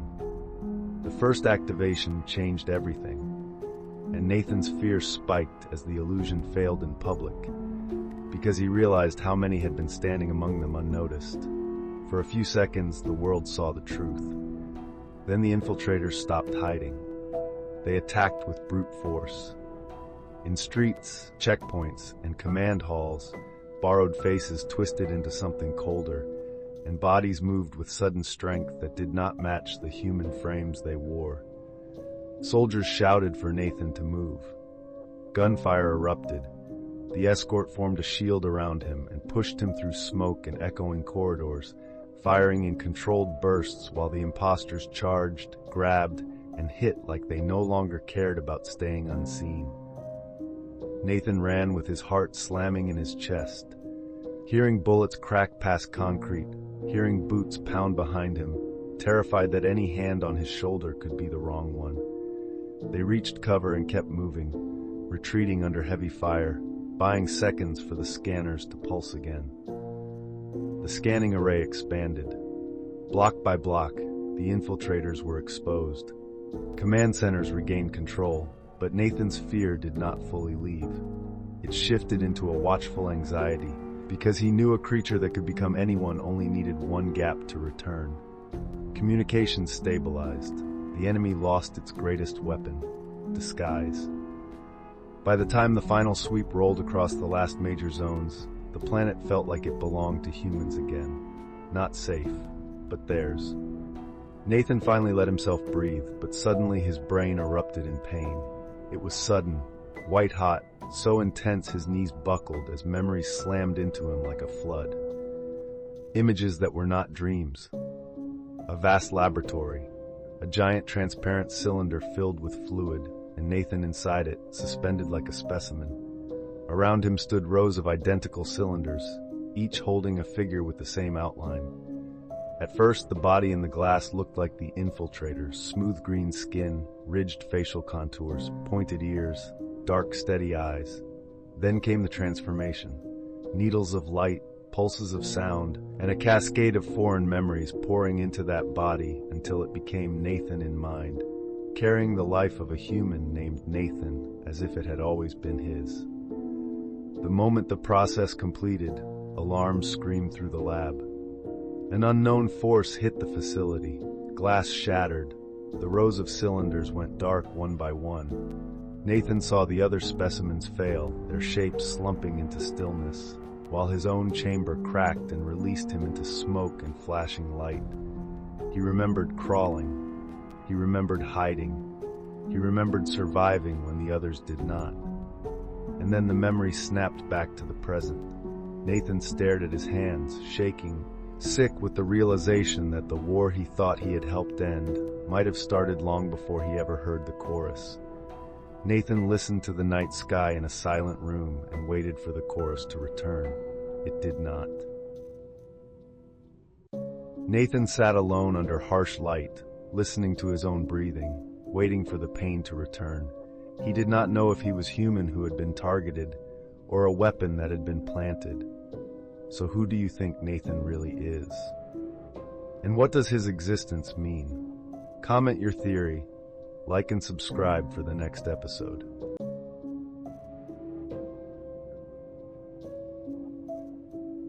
Ethan paused a Mars satellite frame and saw a tall, lean green humanoid standing beside a buried geometric structure 2.3 miles long. Its elongated head and unblinking oversized eyes faced the sensor as if it knew he was watching. The timestamp jumped backward, the figure vanished, and Ethan understood one thing with certainty. Something on Mars had noticed him. Within hours, NASA authorized an emergency deployment. Ethan Cross was the kind of scientist NASA trusted when a discovery could become a crisis. His work focused on anomaly analysis and remote sensing, turning impossible signals into testable facts. Ethan did not remain on Earth. He boarded the next launch window, crossed the transit in compressed silence, and set foot on Mars as the mission's scientific lead. The investigation centered on Ethan and what the structure represented. The flight to Mars should have felt like triumph, but Ethan experienced it as a tightening corridor. He watched Earth shrink into a pale coin behind the window, and the silence between system checks began to feel louder than any alarm. Sleep came in short fragments. Every time his eyes closed, he saw that frozen satellite frame again, the unblinking stare aimed straight into the sensor. When Mars finally filled the viewport, relief lasted only seconds. Excavation revealed that the structure was not a ruin but a vessel. It was a colossal warship, far larger than any human design, its buried geometry stretching for miles beneath the dust. The hull rose in hard, deliberate planes, fitted with banks of missile warheads and clustered energy cannons that looked built for siege rather than travel. Even half entombed, it felt armed, awake, and wrong. Ethan's throat went dry as the scale resolved in his mind. This was not a relic of exploration. It was a weapon that had chosen to hide. The ship opened on its own. The doorway unfolded without resistance, like a mechanism completing a task it had been waiting to finish for 1,000,000 years. Air moved from the darkness, cold and stale, and Ethan felt his pulse quicken as if his body understood the warning before his thoughts could. Inside the cockpit, 17 alien bodies were found preserved in rigid terror. They were tall and lean with smooth green skin, bald elongated heads with pronounced brow ridges, and slightly oversized unblinking eyes. Their minimal nose slits and thin mouths were locked in restrained, unreadable lines. Long limbs ended in long fingers with narrow joints. Ethan stopped at the threshold. The sight felt staged for him, a room arranged around one final emotion. Every one of them faced away from the controls, twisted toward the rear of the vessel, as if the true threat had been behind them the entire time. The silence in the cockpit was absolute, yet Ethan could almost feel the momentum of panic that had once filled it. The damage patterns confirmed intention. The crew had deliberately driven the warship into Mars to stop it from continuing its journey. Data fragments indicated an origin tens of thousands of light years from Earth. The implication was unmistakable. The crew had sacrificed themselves to keep something from reaching humanity. Ethan told himself the horror in the cockpit was the worst of it. Then he touched the crystalline device. When it activated, the ship answered with fragments that felt less like recordings and more like impressions forced into light. Ethan stood frozen, watching symbols resolve into meaning, watching the crew's last days compress into a few unbearable minutes. The story did not describe battle. It described discovery, then dread, then the slow collapse of certainty. They had found an entity older than the universe, something that existed before beginnings, drifting where thought and reality touched. It had no body, no fixed location, no voice that used air. They called it the Presence. The offer repeated through every fragment: peace, unity, the end of pain, the end of loneliness.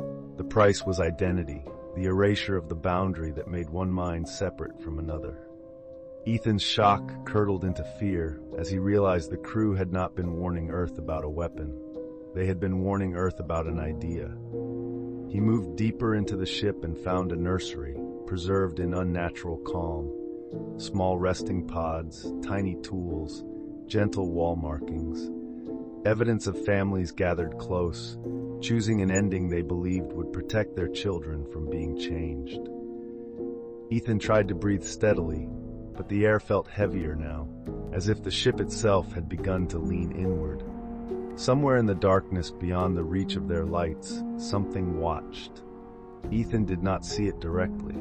He only felt the shift, the subtle tightening of silence, the sense that the ship was no longer empty space around him but a room with a listener. The sensation moved with him, staying just outside the cone of illumination. Then it stopped, right behind Ethan. No one knew. No one turned. The support team kept working, voices low, instruments steady, unaware that the darkness at Ethan's back had chosen its position. A sharp voice cut through the corridor. Someone had finally seen it. A scream echoed off the metal walls, raw and instant, and every head snapped toward the darkness behind Ethan. Lights swung. Shadows broke apart and reformed. For a single breath, Ethan felt the same certainty he had felt in the satellite frame. It was here, and it was close. No one analyzed, no one debated. They ran. Boots hammered the deck as the support team surged past Ethan, pulling him forward, dragging equipment only when it did not slow them down. The ship seemed to respond to their panic. Doors sealed behind them with soft, decisive clicks. Other doors opened ahead, as if guiding them deeper. They fled through unfamiliar sections of the vessel. A long passage lined with recessed panels that looked like weapon bays. A chamber of collapsed seating and restraints, the air still holding the shape of old bodies. A narrow conduit where the lights dimmed into a greenish gloom and the walls vibrated with a low, distant hum. Each new room felt like a page turned in the wrong direction, revealing parts of the ship the crew had hidden even from themselves. Warnings covered the walls in repeating patterns, the same translated words stamped again and again. Sorry. The sensation behind them did not sprint. It did not need to. It followed like gravity. One team member stumbled and began talking too softly, too smoothly, insisting they should stop running, insisting the presence was not threat but relief. Another froze in a doorway, staring into a corner of darkness as if recognizing something there, then tore away with a sound that was half sob, half laugh. Ethan kept moving, but his thoughts began to slip into a strange rhythm, as if a second mind was testing the edges of his own. A final hatch released with a slow, deliberate hiss. Beyond it lay the lowest level. At the center of the chamber floated a containment sphere, cracked and unstable, its surface traced with fracture lines like veins. The air felt colder. Sound seemed to flatten. Even without touching it, Ethan understood this was the ship's true protocol. Bury the warship, seal the chamber, die before it spreads. Ethan saw it again at the edge of the light. A tall, lean, green humanoid shape, upright and perfectly still. A bald, elongated head with a pronounced brow ridge. Slightly oversized, unblinking eyes, deep set and calm. Minimal nose slits. A thin mouth held in a restrained, unreadable line. Long fingers with narrow joints held close as if conserving motion. It did not lunge. It did not speak. It simply existed there, and Ethan felt the room rearrange itself around that existence. He understood the system. The presence did not spread through distance. It spread through comprehension. Recordings, images, language, and dreams became vectors. The more clearly someone understood it, the more space it occupied inside them. No one made it back.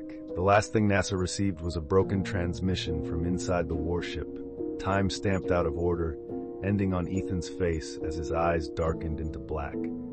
Then the signal went silent forever. If you think you know what happened on Mars, comment your theory. Like and subscribe for the next episode.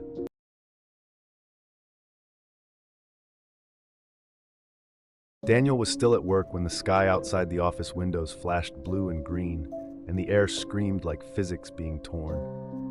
Glass exploded across the floor, alarms died mid-note, and every screen flickered with ocean footage that moved in perfect geometric patterns. Daniel grabbed his keys and ran for home. thinking only about his daughter. Daniel was a father who lived by promises and deadlines. He had stayed late at work, but he needed to get home early to set up a small birthday celebration for his daughter.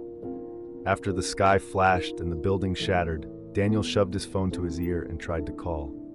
No ring, no connection, only dead silence and a screen that kept flashing error messages as if the network had been peeled out of the air. Daniel's hands shook harder. He swallowed panic, grabbed his keys, and ran. The streets turned into a maze of broken glass and stalled cars. Power flickered, then failed in blocks, leaving intersections dead and buildings blinking like they could not decide whether to stay real. Sirens rose and cut out mid-wail. Emergency alerts appeared in half sentences, then vanished.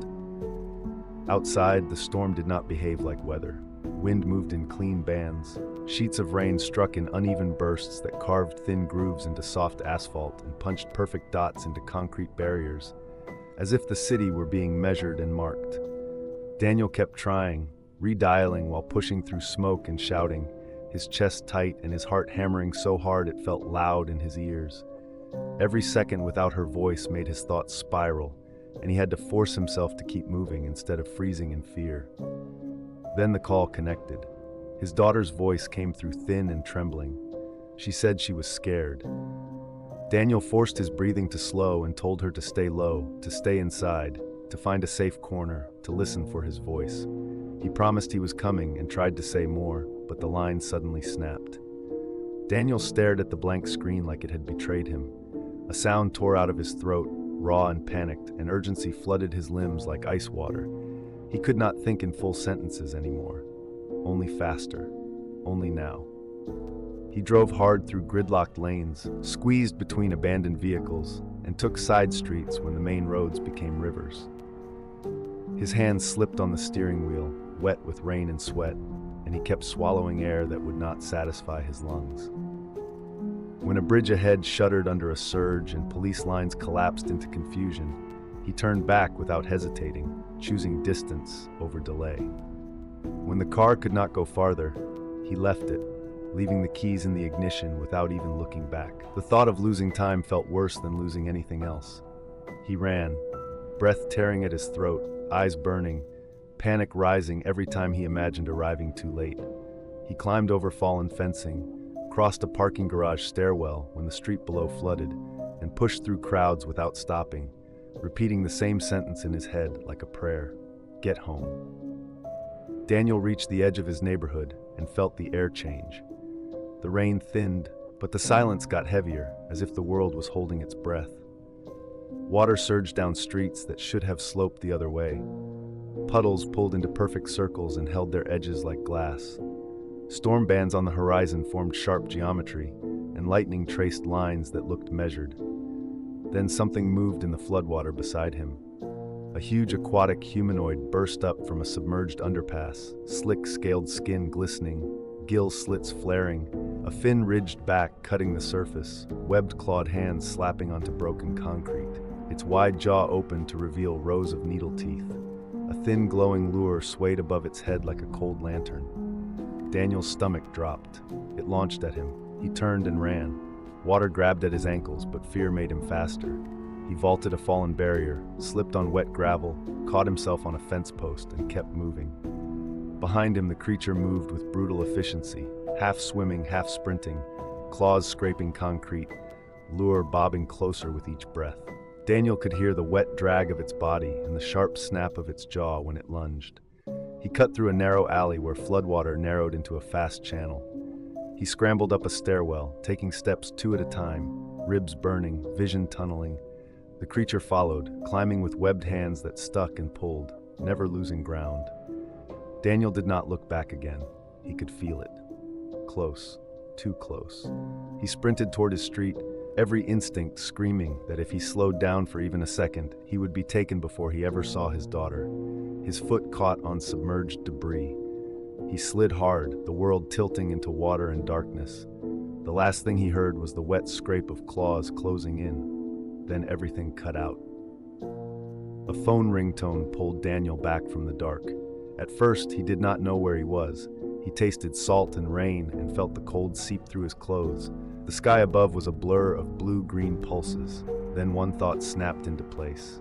His daughter. Daniel forced his eyes open. The phone was ringing on the ground a few feet away, and between Daniel and the phone stood the monster. Daniel did not move. He could not. He stared at it the way a person stares at the only thing deciding whether the next breath happens. The ringtone kept repeating, bright and human, in a world that had stopped feeling human. Daniel looked at the creature as if begging without words. All he could think about was reunion. One hug, one proof she was still there. The creature held still. For a moment it seemed to hesitate, head angled as if listening, as if it understood the meaning of the sound. Daniel's whole body went tight with terror. Every muscle wanted to run, but he did not dare move first. Then the creature backed away, one step, then another. It slipped into the floodwater with barely a splash, lure dimming as it sank, and the street felt suddenly too empty.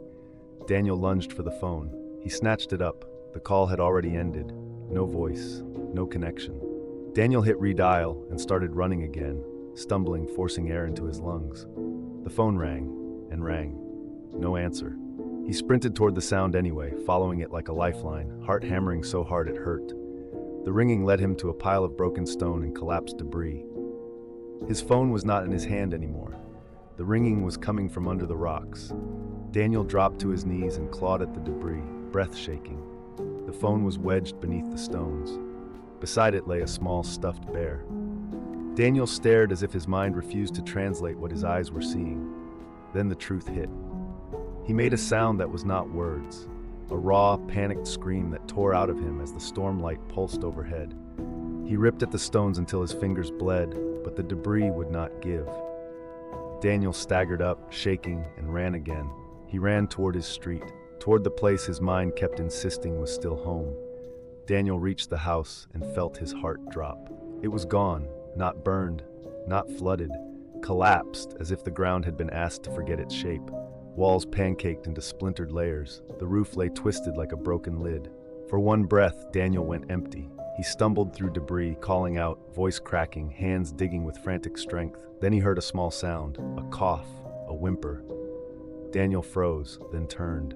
His daughter was there, soaked and shaking but alive, emerging from behind a toppled fence with a neighbor guiding her forward. Daniel's knees nearly gave out. He dropped to the ground and pulled her into his arms. He held her so tightly he could feel his own heartbeat calm against her small ribs. She clung to him and buried her face against his shoulder. Around them, the sky still pulsed blue and green. Distant waves still moved with unnatural purpose. But for Daniel, none of that mattered for a moment. He had found her. Daniel did not understand the new world. He only understood the weight of his daughter in his arms. If you think Daniel's reunion was the end, comment what you believe really happened. Like and subscribe for the next episode.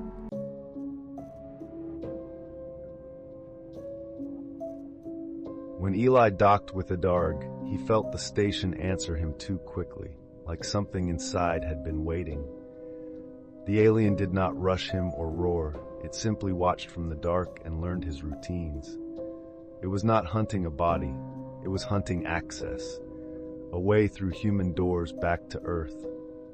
Eli Mercer was a mission commander trained for failures that never make the news.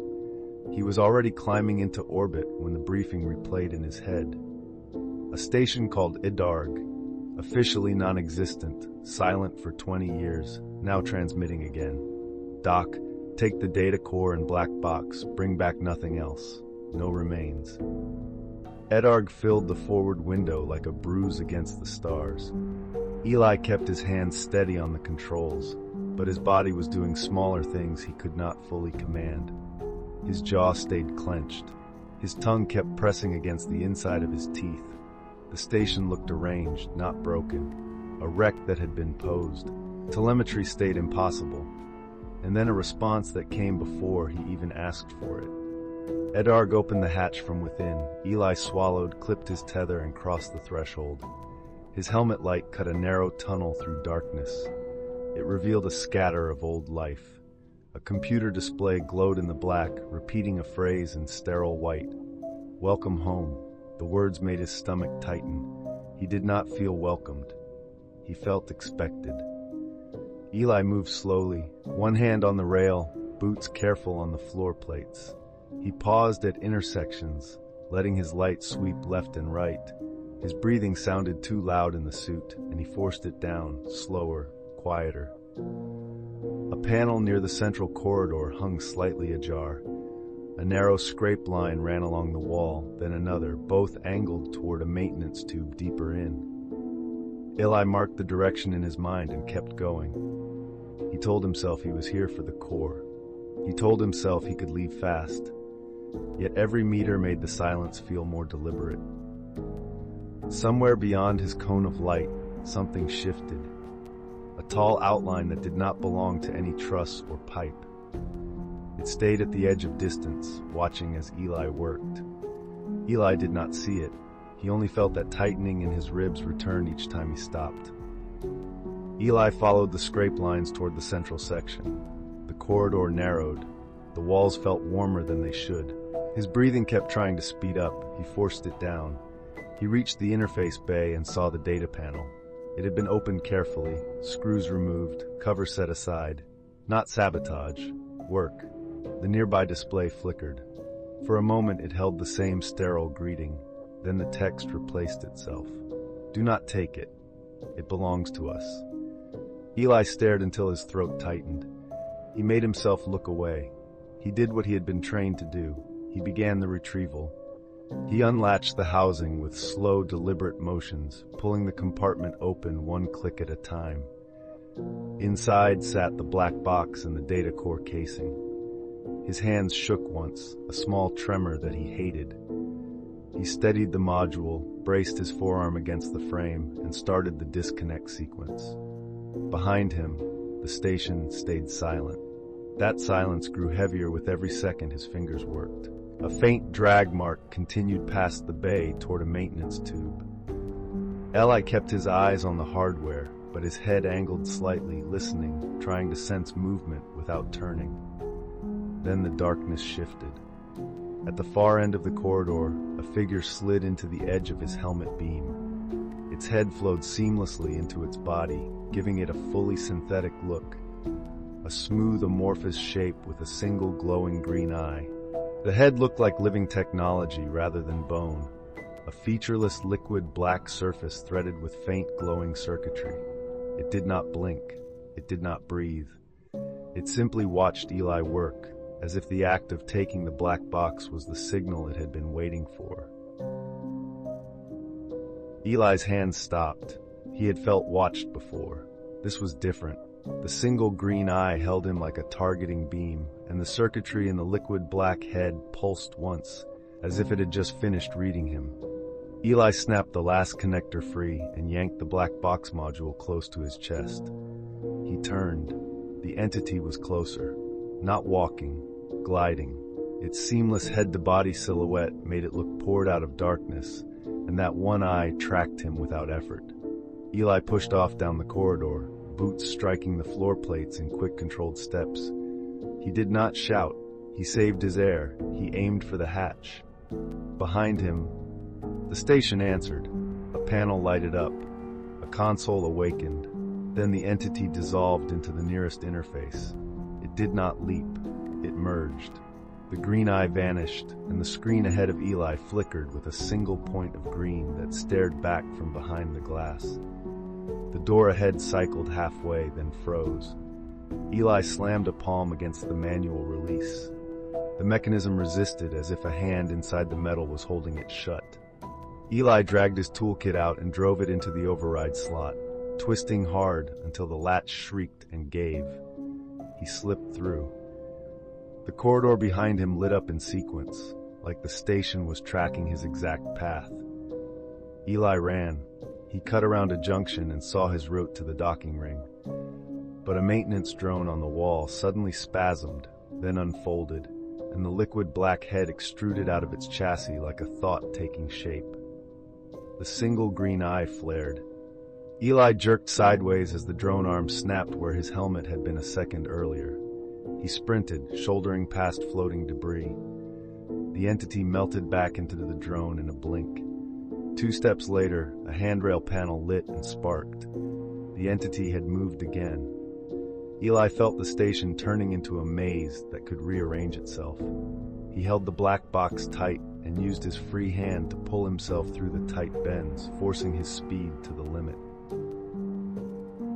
A hatch ahead sealed. Eli threw himself at it. The seal held. A green point appeared on the nearby wall display. Watching. Eli ripped a portable power jumper from his pack and slammed it into the emergency port. The hatch stuttered. The green point pulsed. The hatch opened just wide enough.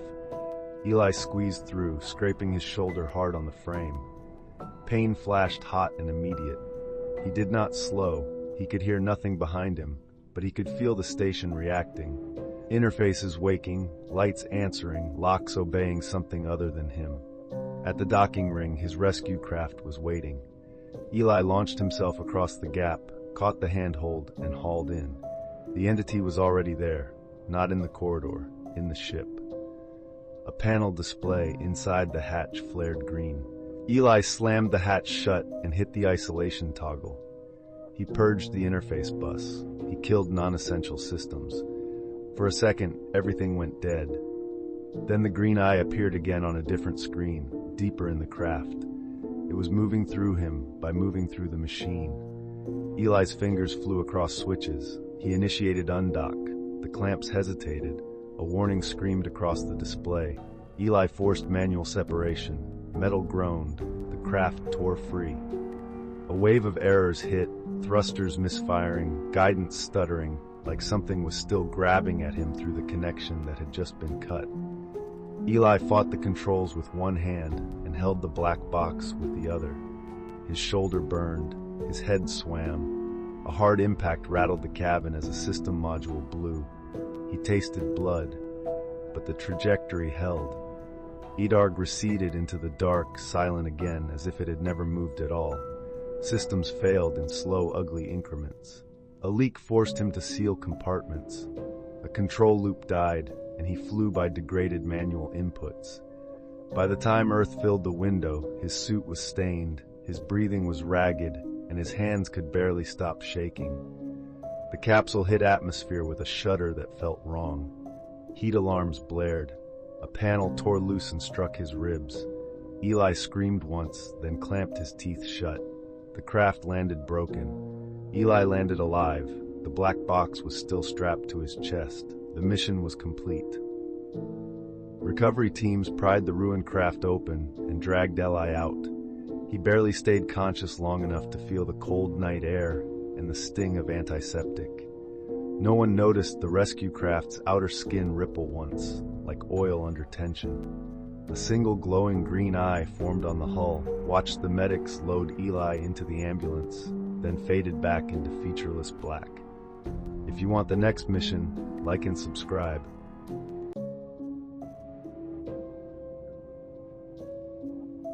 William stepped into the interview wing and saw the alien through reinforced glass. It hovered inches above the floor, a gaunt, ghost-like body wrapped in pale skin that drifted in strips, and a dark hollow where a face should be. A cold green glow stared back, and a thought pressed into William's mind without sound. William Werger was a cultural anthropologist recruited through quiet academic channels, chosen for a clean record and the ability to stay calm around ideas that break people. He was cleared into a small research cell and assigned a single deliverable, a comprehensive report on an exotic intelligence, its motives, and its intent. William's turning point came during his first day inside the research cell. He had expected texts, artifacts, maybe signal analysis. Instead, he was guided past security doors into an interview wing, handed a notebook, and told to observe the subject. Only then did he understand the word exotic intelligence was not a euphemism. It was an alien. He approached the reinforced glass with his report already forming in his head, trying to keep his posture professional. The alien hovered inches above the floor. Its body looked gaunt and weightless, wrapped in pale, drifting strips that behaved like living bandages, never settling, always breathing in slow motion. Where a face should be was a dark hollow, and inside that hollow a cold green glow burned without flicker.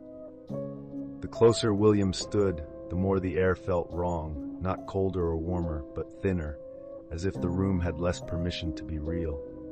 The alien drifted closer to the glass, and William felt his mind snag, like a file being pulled from a cabinet that was not his. A word vanished mid-thought. A memory flashed with the wrong emotional weight attached. His focus narrowed to useless details, the scratch on his pen, the seam of his glove, while the rest of his thoughts scattered.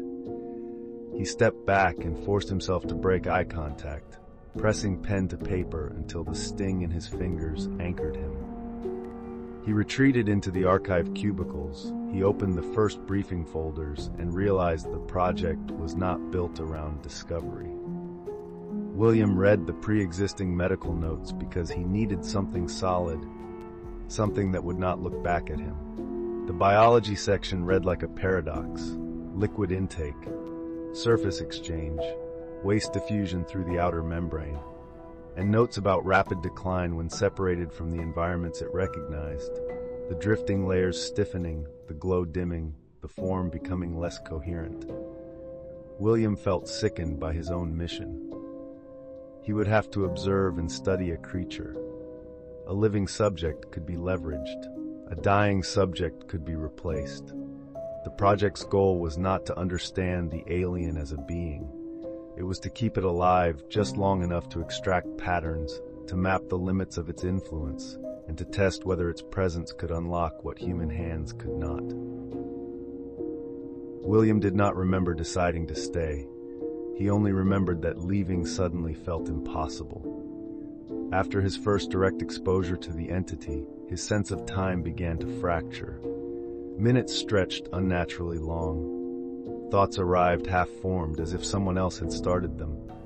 The room felt colder, though instruments showed no temperature change. Every instinct told him to step back, yet his body hesitated, as if waiting for permission it no longer fully owned. This was when the classified briefings truly began. The project leaders moved him deeper into restricted archives, not because he had clearance before, but because proximity to the entity had altered him. They monitored his brain activity and noticed something alarming. His neural patterns were synchronizing, not with the facility, with the alien itself. William learned that the entity's biology could not be separated from its technology. It did not merely pilot craft, it inhabited them. Its metabolism relied on a continuous feedback loop between organic matter and synthetic structures. When removed from its vessel, its body began to fail. When isolated, it suffered, and still it was kept there. The documents described how nutrients were delivered, not through food, but through electromagnetic saturation. How waste was expelled directly through its unstable membrane. How prolonged separation from its original system caused neurological collapse. The suffering was measurable, recorded, expected. The entity was not a tool. It was not a weapon. It was an intelligence that could not be controlled by human interfaces. It operated on intention rather than command. Every attempt to force cooperation had ended in resistance, system failure, or psychological contamination of staff. Containment replaced communication. As William absorbed this, the pressure returned. Stronger now. His thoughts blurred at the edges. He became aware of movement without motion. The alien was closer, not physically touching him, but intruding into the boundary of his perception. His heartbeat accelerated. His vision tunneled. For a brief moment, he felt something foreign pass through him. Not words, not images, a sensation of being recognized. The entity drifted nearer, its ghost-like form phasing subtly, its translucent surface rippling with internal shadows. The air vibrated faintly. William tried to step away but staggered, as if gravity itself had shifted direction. Then abruptly, the pressure vanished. The alien receded. The room returned to normal. Alarms did not sound. No one reacted. But William knew something irreversible had happened. He was no longer just a researcher observing a classified subject. He had crossed a threshold. The next morning, William opened his draft and realized his language had changed. He had written the word subject 3 times, then crossed it out each time, replacing it with entity, then intelligence, then nothing at all. He could not decide what label did the least damage. In the briefings, the goal was never stated as cruelty. It was stated as access. The officials wanted a craft that would respond to human intent, and the only bridge they possessed was the mind behind the glass. They spoke about the alien the way people speak about a locked system they cannot afford to lose. When the alien weakened, its presence became quieter, less able to intrude. When it recovered, instruments spiked, lights flickered, and staff complained of migraines, missing words, and dreams that did not belong to them. So the project found a rhythm: stabilize it, deprive it, measure the difference. William read the logs that recorded each cycle in neutral language, as if pain was a dial. The same conclusion appeared again and again, dressed in different formatting. Isolation reduced interference, suffering increased compliance, and compliance, even partial, increased the chance that a UAP interface might wake for someone else. That was the bargain. Not truth, not safety. A controllable key. William tried to write his report the way they expected: motive models, intention frameworks, threat matrices. But his notes kept drifting toward a single idea. If the craft were living extensions of the same intelligence, then what they called containment was not imprisonment. It was dismemberment. The more he understood that, the more the memory of recognition returned. Not as a message, as a pressure behind his eyes whenever he tried to flatten what he had seen into harmless language. In a closed room with no windows, he began to feel watched anyway. Not by cameras, by attention. He stopped sleeping. He started memorizing. He copied details in his mind instead of on paper, because he noticed how often pages went missing and file numbers changed overnight. On his 3rd week, he was asked to rewrite a section that described the alien as a being. They wanted it reframed as a platform, a biological interface, a resource. William nodded and agreed, because disagreement would have ended his access. Then he went back to the glass, just long enough to confirm what his instincts had been screaming since the threshold. The alien did not drift toward him this time. It hovered perfectly still, shroud membrane slowly lifting and settling, the green glow dim but focused. And William felt it again. Not a voice, not an image, a quiet certainty. It knew he was choosing. Suddenly, the alien vanished from the glass chamber. The entire research facility descended into panic, launching a search on every possible front. Everything was torn apart, yet no one could find it. No one except William. One side of his mind sensed a presence, alien, yet strangely familiar. He would never be able to use the left side of his brain again. But to him, that no longer mattered. So what do you think really happened? Leave a comment below and don't forget to like and subscribe.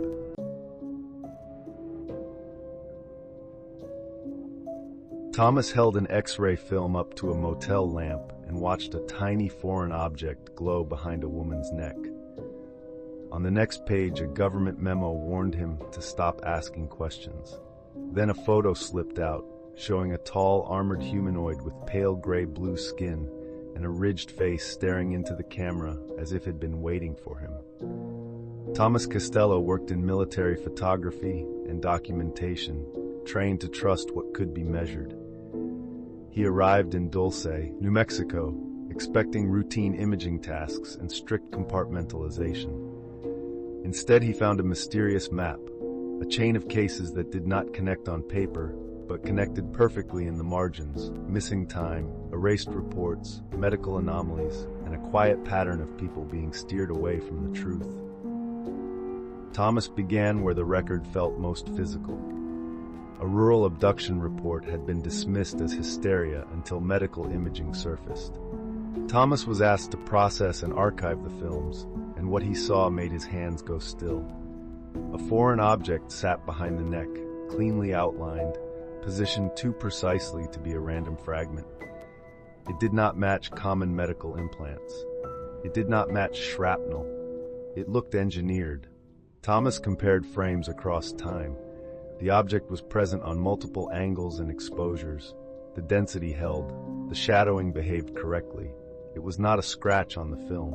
He traced the paperwork that followed. A report acknowledging the object existed. A second report calling it an artifact.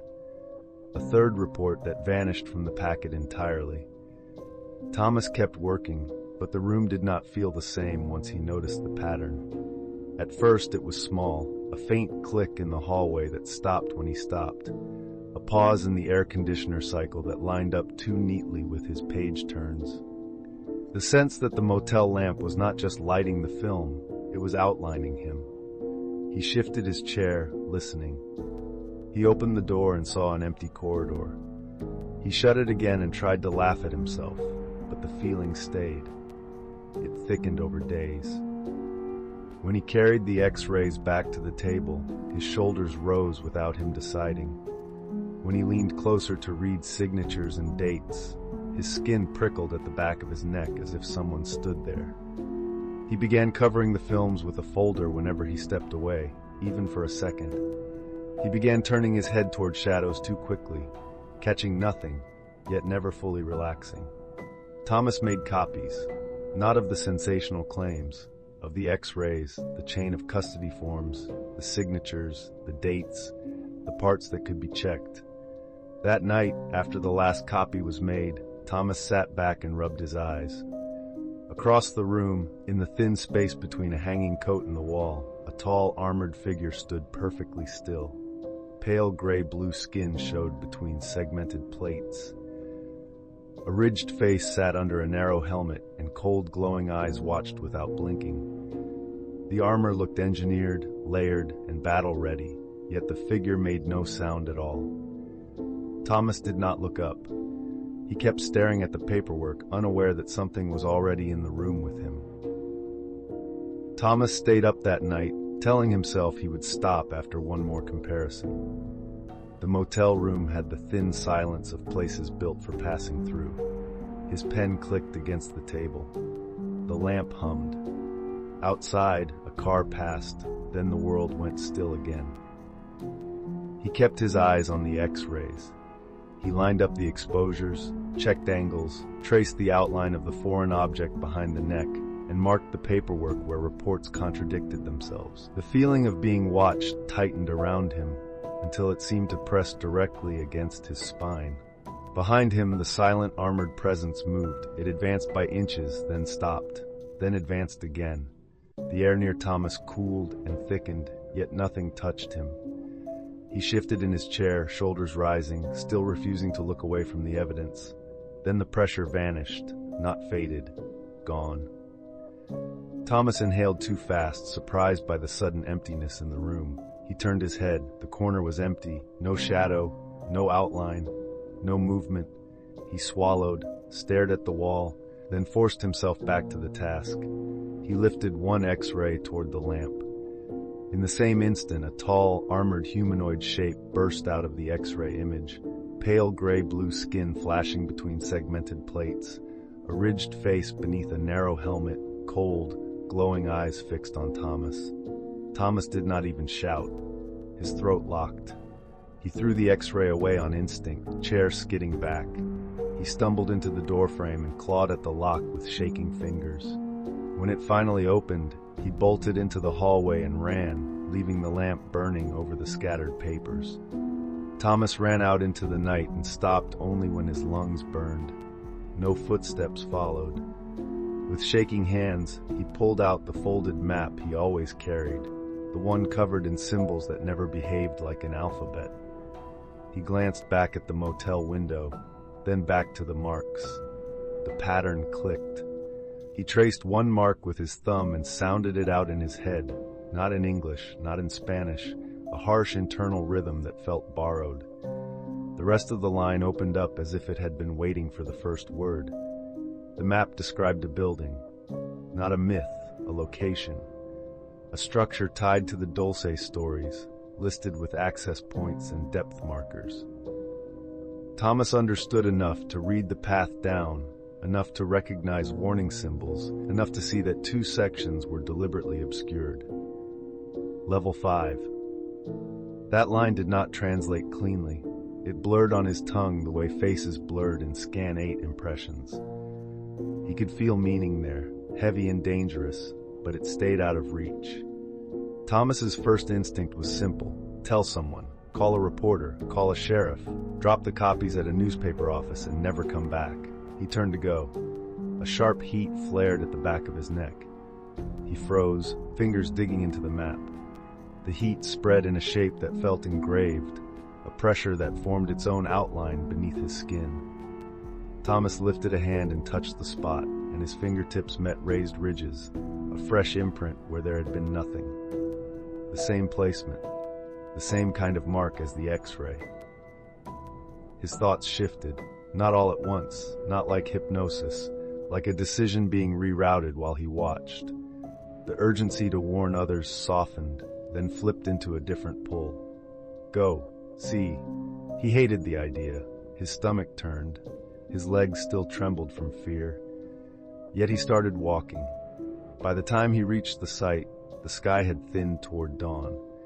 The building looked ordinary from a distance, a silhouette that could be explained away, but the closer he got, the more it felt staged, like a mask over depth.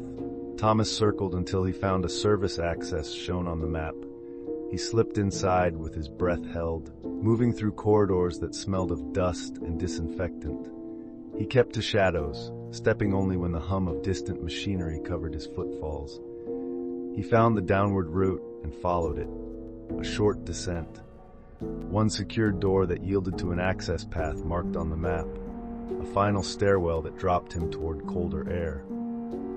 At the boundary to level 5, Thomas paused. His neck burned. He swallowed and went on. The air changed on level 5, cooler, cleaner, charged. And then he saw them. A formation of armored humanoids, pale gray-blue skin between segmented plates, ridged faces under narrow helmets, cold glowing eyes that held the same disciplined stillness. Not 1 or 2, a whole unit. They turned as if sharing a single signal. Thomas's body moved before his mind caught up. He ran. Boots struck metal stairs. His shoulder clipped a railing. The hum rose behind him, a coordinated pursuit without shouting, without panic, only precision.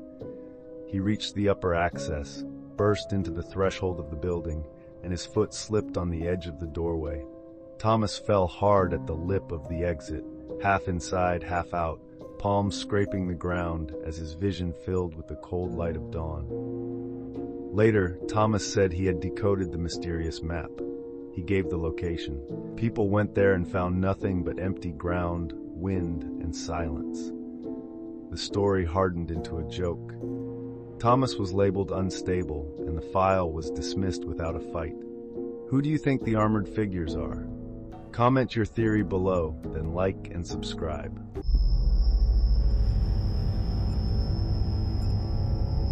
Barry Alduin looked down at the moon through a porthole and saw crater rim lights flicker on in a perfect line.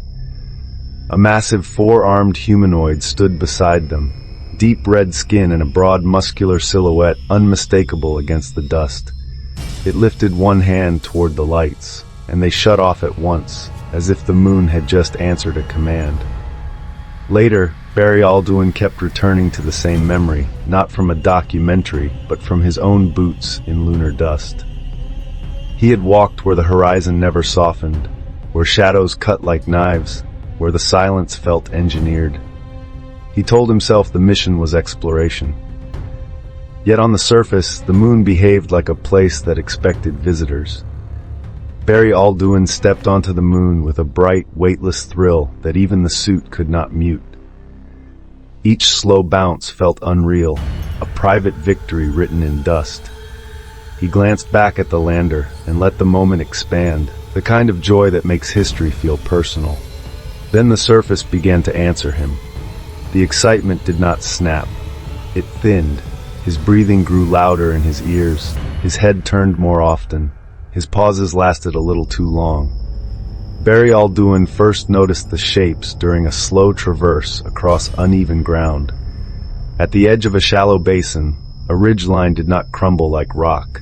It held straight segments, repeated angles, and a clean break where natural erosion should have softened it. He paused, visor tilted, and watched his own shadow slide across it. The shadow revealed seams, not cracks. Seams that met at regular intervals, seams that disappeared under dust the way a buried panel disappears under sand. Farther on, he saw a dome-like rise that kept its curve no matter where he moved. The surface around it was irregular, but the curve stayed perfect, as if a round shell had been set into rough terrain. When he climbed a low slope to get a better view, thin lines appeared, running too long without wavering, then vanishing behind a lip like cables tucked into trenches. Barry Alduin stopped calling them anomalies. In his headset, he described what he saw in cautious terms, but inside his own mind the word changed. Buildings. Not ruins. Not imagination.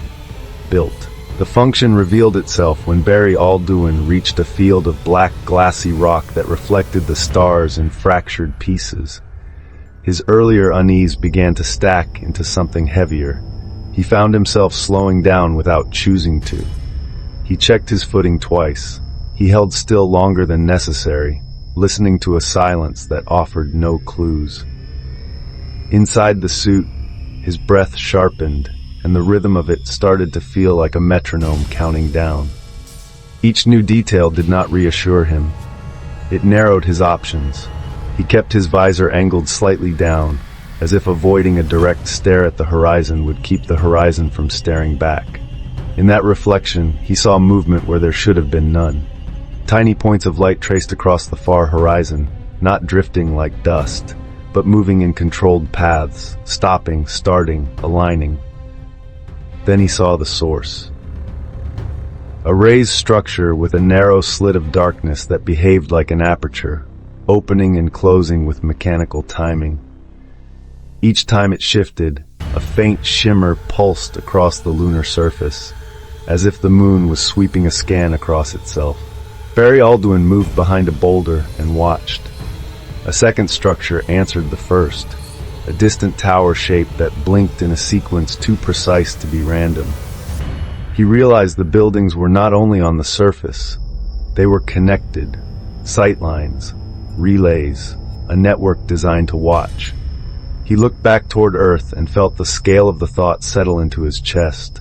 The moon was not just nearby, it was positioned, placed like a platform that could observe a whole planet without ever needing to announce itself. Barry Alduin stayed crouched behind the boulder, watching the slit-like aperture on the structure open and close.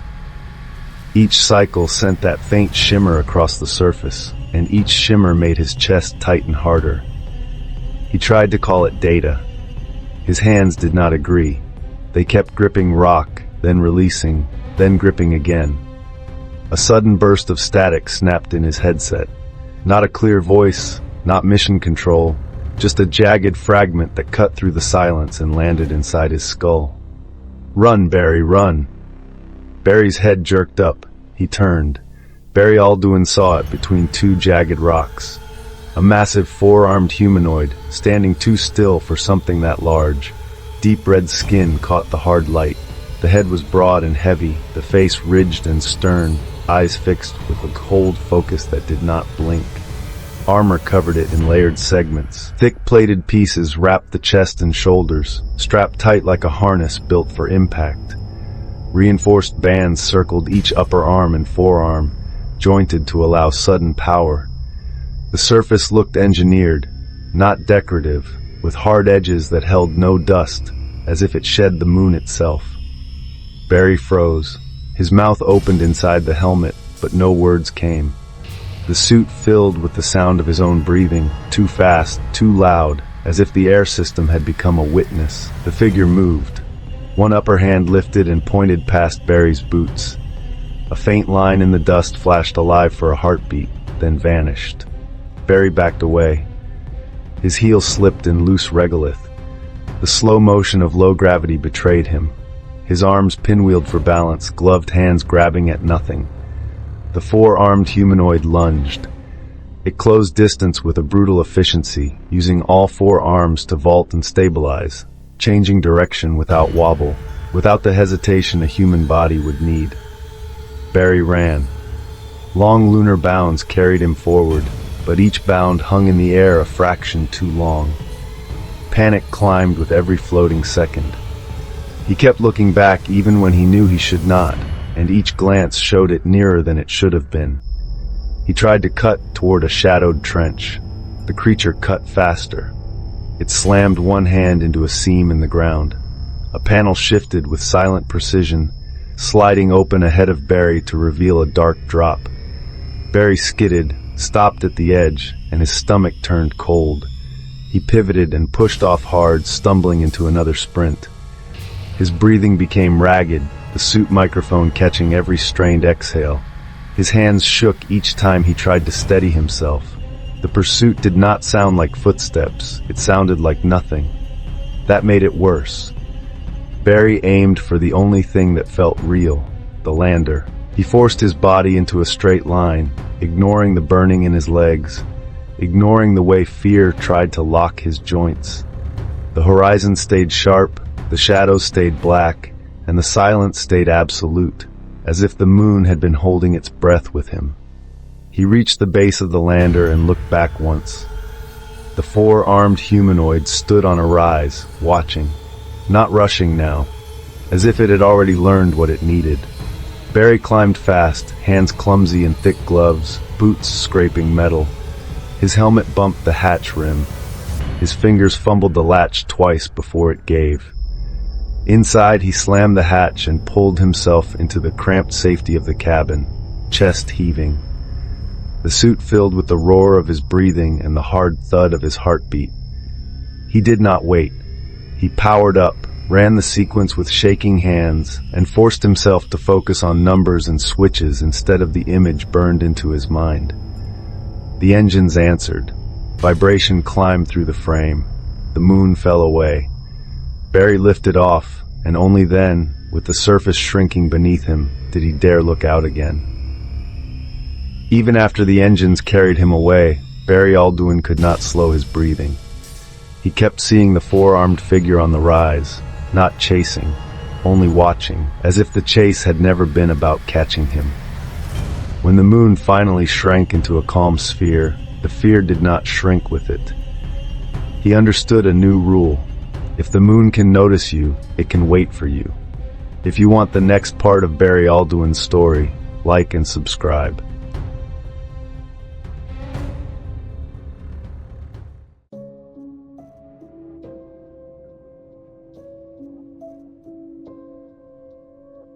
Terry Weasley saw a huge warplane shape hovering above the pines.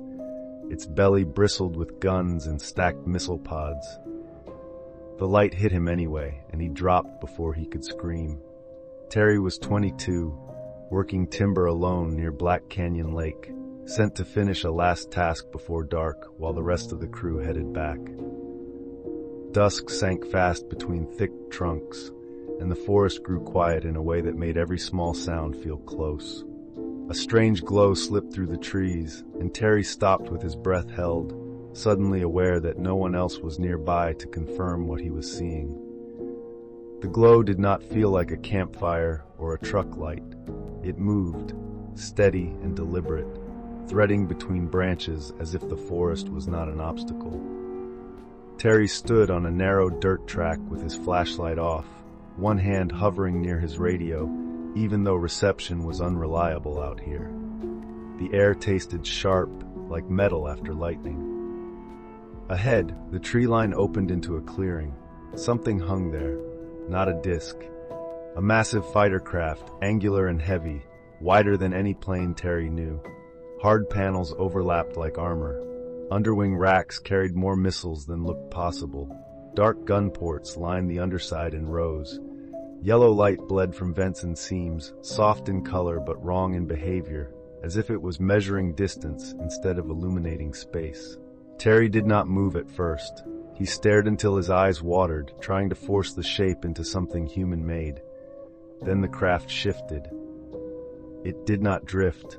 It rotated. The nose pitched up and snapped down as if gravity had been switched off.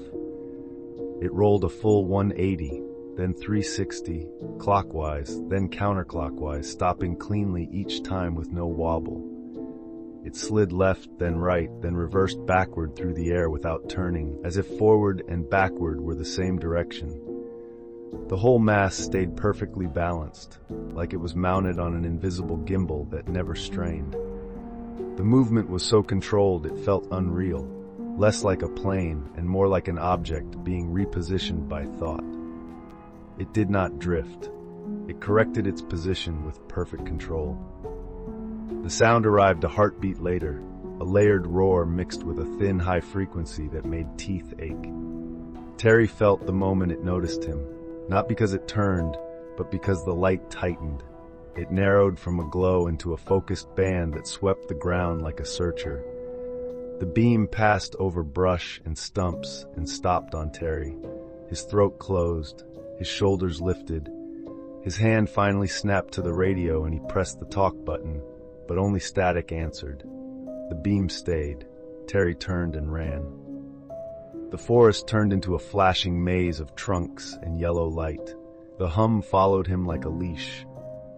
A pulse struck his side and shut his body down mid-stride. Terry hit the ground hard. For a moment he could not tell if his eyes were open or closed. The world narrowed into flickers, yellow, black, like a malfunctioning film reel. His breath came in shallow jerks, each inhale scraping against a weight that did not belong in his chest. Above the canopy, something shifted. He sensed the craft more than he saw it. A pressure moving overhead, a change in the way the air held sound. The high frequency slid into a steadier tone that made his teeth vibrate. In the brief gaps between blinks, he caught the underside crossing a break in the branches, armor panels, rows of dark gun ports, stacked missile racks, seams glowing in a slow repeating pattern. The light thickened again, pinning him in place. Terry tried to lift a hand and felt nothing answer. The needles under his cheek felt distant. His thoughts stretched out, slow and heavy, and images began to leak into his mind without permission. A clearing, a spinning craft, the beam locking on him like a finger. The last clear sensation was a gentle pull, not dragging, not lifting, a shift that made the ground feel less certain. Then the flicker stopped. Terry sank into darkness, so complete it felt engineered. He felt no hope at all, utterly hopeless. Terry was found later on the track with pine needles in his hair and a blank look that frightened the people who helped him up. He could say his own name. He could walk. But when they asked what happened, his eyes drifted and his answers fell apart. The simplest explanation won by default. Lightning. The region was known for it, and Terry's confusion fit the story people wanted. He was told he had been knocked down, dazed, lucky to be alive. For a while he accepted it because accepting it meant he did not have to fight his own mind. Then one afternoon a real strike hit nearby. The crack split the air. But for Terry, the sound was not just loud, it was a key. His knees buckled and memory detonated. He saw the night again, but now the missing center snapped into place. The huge fighter craft hovered above the clearing, its armor panels catching the yellow seam light in slow pulses. No heat shimmer, just a shape unfolding with quiet authority. The first visitor stepped down and paused, looking at the trees as if reading them. Then more followed in a measured file. Slender build, pale blue-green skin, long silver hair, large violet eyes, faint markings along the neck, wearing a layered alien travel outfit. Their outfits caught the yellow glow and swallowed it, fabric layered over fitted armor like travel clothes designed for many climates. Their boots left almost no imprint. Their hair moved gently even when the air was still. Two of them carried long instruments with narrow ends that swept over the ground, drawing invisible lines across soil and sand. A third held a compact container that opened in a perfect oval, then sealed again without a sound. Another stood slightly apart, watching Terry's direction without turning fully toward him. They went straight to the strike zone. Where lightning had fused the earth, glassy fulgurite lay hidden like frozen electricity. The visitors located it as if they could feel it through the ground. They knelt, lifted brittle tubes and shards with careful fingers, and placed them into the container one by one, each piece handled like a component, not a souvenir. Terry remembered trying to back away, his heel catching on a root. A twig snapped. The line of visitors did not flinch. One of them looked directly at him. The violet eyes held a soft glow that did not reflect the beam like human eyes. It seemed to carry its own light, calm, patient, and unsettlingly focused. A hand rose. The yellow seam light tightened into a narrow band, and Terry felt a pressure slide across his thoughts. His panic did not explode. It folded. He tried to form a sentence in his head, and the middle of it vanished. He tried to remember the shape of the craft, and the edges blurred, as if someone had rubbed an eraser over the lines. The clearing stayed, but details fell away in layers. First, time. The order of moments stopped making sense. Before and after swapped places. Then, faces. He could look at them and still not hold them. The long silver hair became only brightness. The markings along the neck became only texture. Then, intention. The idea of what they were doing tried to surface and was gently pressed down, not with violence, with control. Terry felt his memory being smoothed flat, like wet clay wiped clean and made ready for a new imprint. A new thought settled in, simple and believable. Lightning. Just lightning. The last clear image he retained was that calm violet gaze close to his face, unblinking, while the craft hummed above them like a ceiling. After that, there was only darkness. When Terry told people what came back to him, most treated it like shock, like a dream his brain had invented to fill a blank. A few listened differently, not believing, not dismissing, just watching his hands shake when lightning flashed again. No one could prove what took Terry, but the sky kept returning. The fulgurite theory gave the fear a shape. What do you think the visitors truly wanted from the fulgurite? Comment your theory below, then like and subscribe.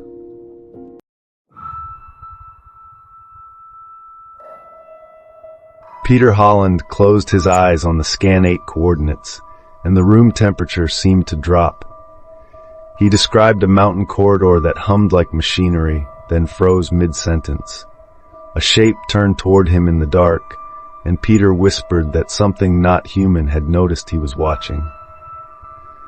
During the Cold War, intelligence work expanded into a stranger battlefield, the mind. Remote viewing programs tested the idea that awareness could be projected to targets anywhere, gathering usable details without cameras or satellites. Scan 8 was the weaponized version of that idea. A location was reduced to coordinates, and the viewer was forced to work blind, describing what existed there with no context and no permission to ask questions. That was when Peter Holland appeared.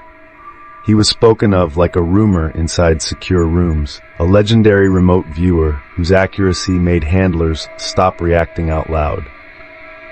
When he entered the program, the goal was simple: run Scan 8 on targets that could not be touched by any other method. Scan 8 was built to be brutal. The protocol demanded structure. First raw sensations, then geometry, then function, then intent. A handler wrote everything down, never correcting, never reacting, because reaction could contaminate the signal. Peter treated it like discipline. He sat still, hands relaxed, voice steady, letting impressions arrive as clean packets. He would pause, tilt his head slightly, and return with a sharper detail, as if he had moved closer without moving at all.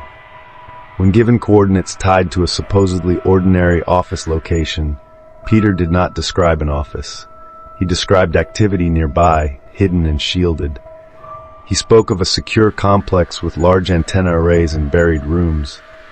He described guarded access points, internal procedures, and file cabinets that felt heavy with classification. He gave code words that sounded like project titles, the kind of labels that should never leave a vault. The room went silent. Then Peter was handed another set of numbers and the signal changed. His brow tightened. his voice lowered. He described cold air and dense rock, then a hollow space inside a mountain. Smooth corridors and shafts that felt engineered beyond human comfort. He described humming chambers and a grid of activity moving under the stone.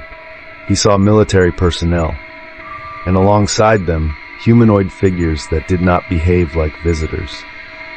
They looked almost human in build, athletic and balanced, with smooth green skin, sharp cheekbones, and long dark hair falling in thick waves.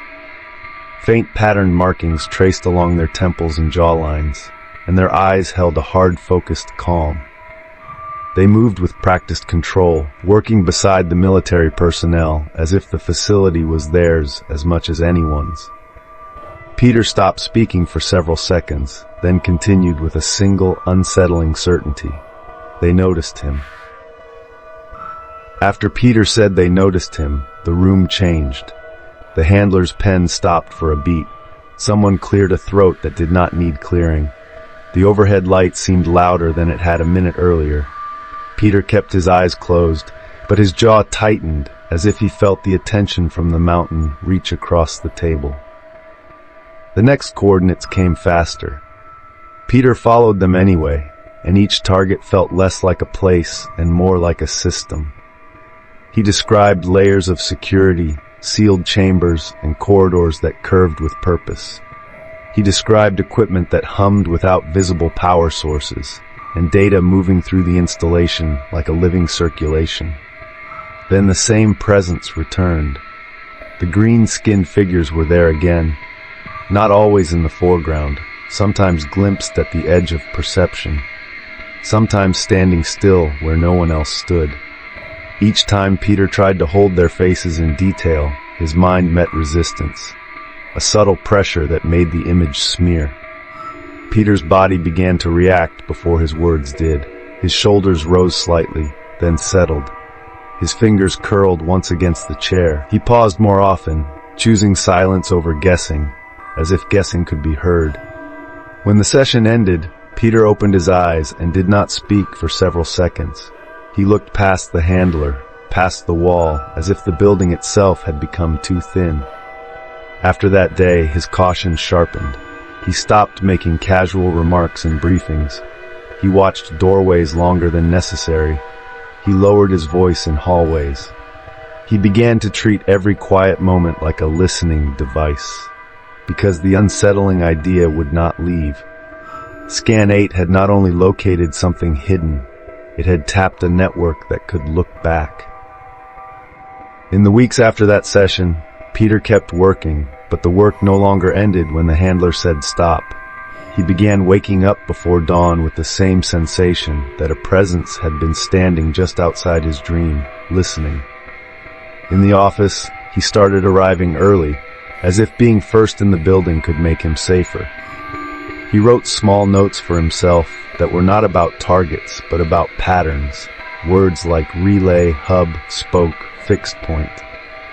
Then the pressure around him turned physical. It began as heat behind his eyes during sessions, a tightening band that made his vision pulse even with his eyes closed. When he tried to hold an image of the mountain corridor, the air in the room seemed to thicken, and a weight pressed down on his chest as if invisible hands were pushing him back into his own body. His mouth went dry mid-sentence. His tongue felt heavy. He would stop talking and sit perfectly still, listening to something no one else could hear. At first, the resistance only blurred details. Then it started to shape his emotions. A sudden surge of dread would spike without warning, not like human fear tied to a thought, but fear injected whole, complete with the sense that the source was close. His heartbeat would slam hard, his shoulders would rise, and he would fight to keep his voice steady. He began avoiding mirrors. He began turning his head quickly in hallways, as if catching motion at the corner of his vision mattered. He started sleeping with the lights on. During one final Scan 8 run, Peter described the network again, but his voice kept thinning, as if the words were being pulled out of him by force. He said the sites felt linked like a wheel and spoke system, relays feeding a fixed platform far above Earth. Then he stopped, not because the impressions ended, but because the pressure became unbearable. He pressed his fingers into his temples. His jaw trembled. For several seconds he could not breathe through the tightness in his chest. The handler called his name, but Peter did not answer. He was listening again, face drained of color, as if something had leaned close to his mind and spoken directly. When he finally opened his eyes, they were wet. He stood up too fast, chair scraping back, and left the room without a word. Days later, Peter checked into a Las Vegas hotel. No one knew why he chose that place, but the timing felt wrong, sudden, like flight. On the morning he died, a hotel employee saw him in the hallway with his hair damp and his clothes half arranged, as if he had dressed in panic. His eyes were wide. His breathing was fast and shallow. He kept looking over his shoulder at the elevator doors as if expecting something to step out. He tried to speak, but the words broke. The employee remembered his hands, shaking, fingers flexing open and closed like he was trying to hold on to a thought that kept slipping. Another staff member reported something else. In a corner of the corridor near a service door, a figure stood for a brief moment, almost human in outline, with smooth green skin and long dark hair. The staff member assumed it was a guest in costume until the figure turned its head, and the calm, hard focus in its eyes made the hallway feel colder. Then it was gone. Shortly after, Peter was found in his room with severe abdominal pain, his body curled tight, face slick with sweat, as if the suffering had arrived from inside him all at once. He died quickly, and the silence that followed was too efficient. There was no autopsy. The cremation happened fast. Questions were redirected. Calls were not returned. Peter Holland had lived like a doorway. He died like the doorway had been shut. Peter Holland proved that secrets could be reached without breaking a lock. Scan 8 turned coordinates into a doorway, and Peter walked through it with nothing but his mind. The question is whether that doorway opened onto hidden facilities or onto a system that noticed him looking back. If Peter was silenced, who had more to lose, humans or the Watchers? Drop your theory below, then like and subscribe.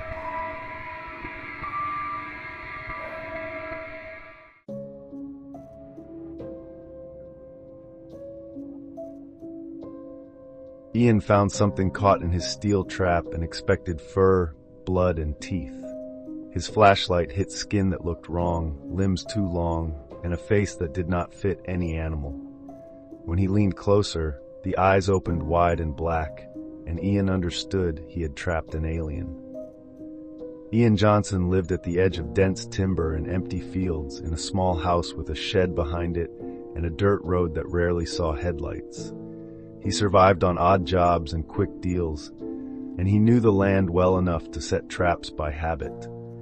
That night, the same habit delivered him something he could not explain, and by morning the alien was hidden in his shed while he listened to the quiet outside, wondering if the woods were still watching.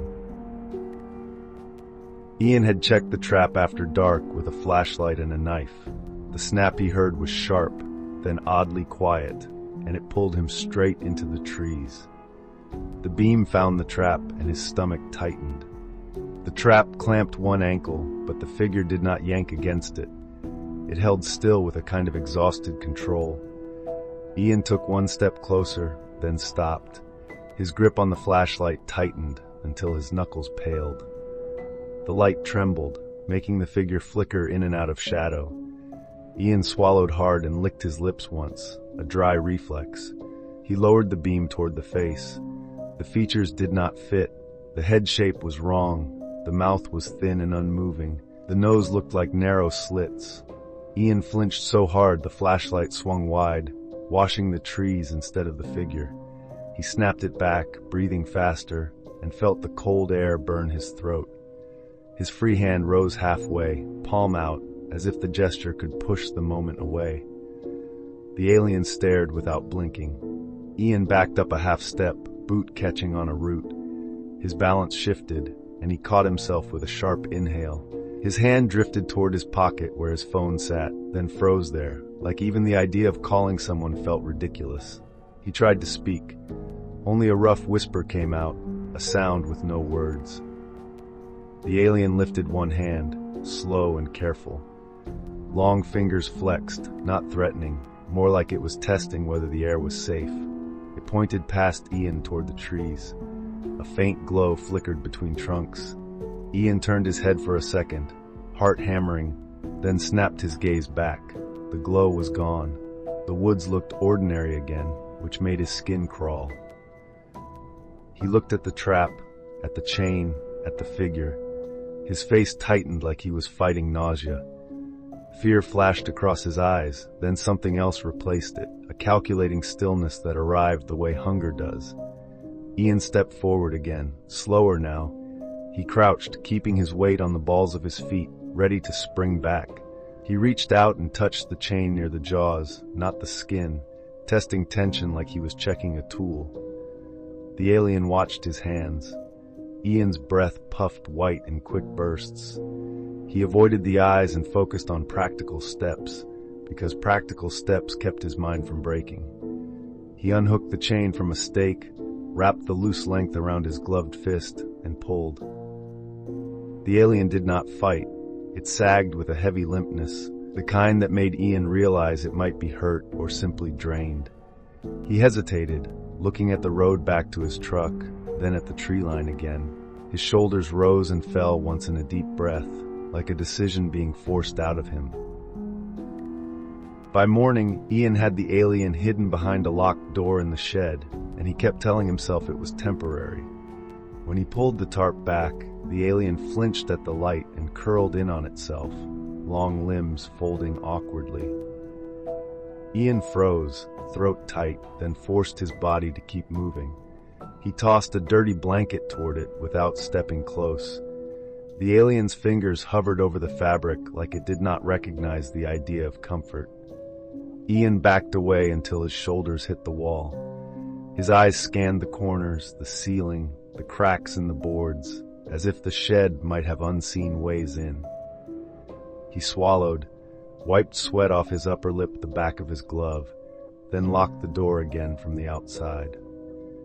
Inside his house, he washed his hands twice, scrubbing until his skin reddened, then stood at the kitchen sink staring out at the tree line. Every small sound made him turn his head at once. A car passing on the distant road made his chest jump. He told himself he should call the police. He told himself he should drive the alien somewhere far and leave it.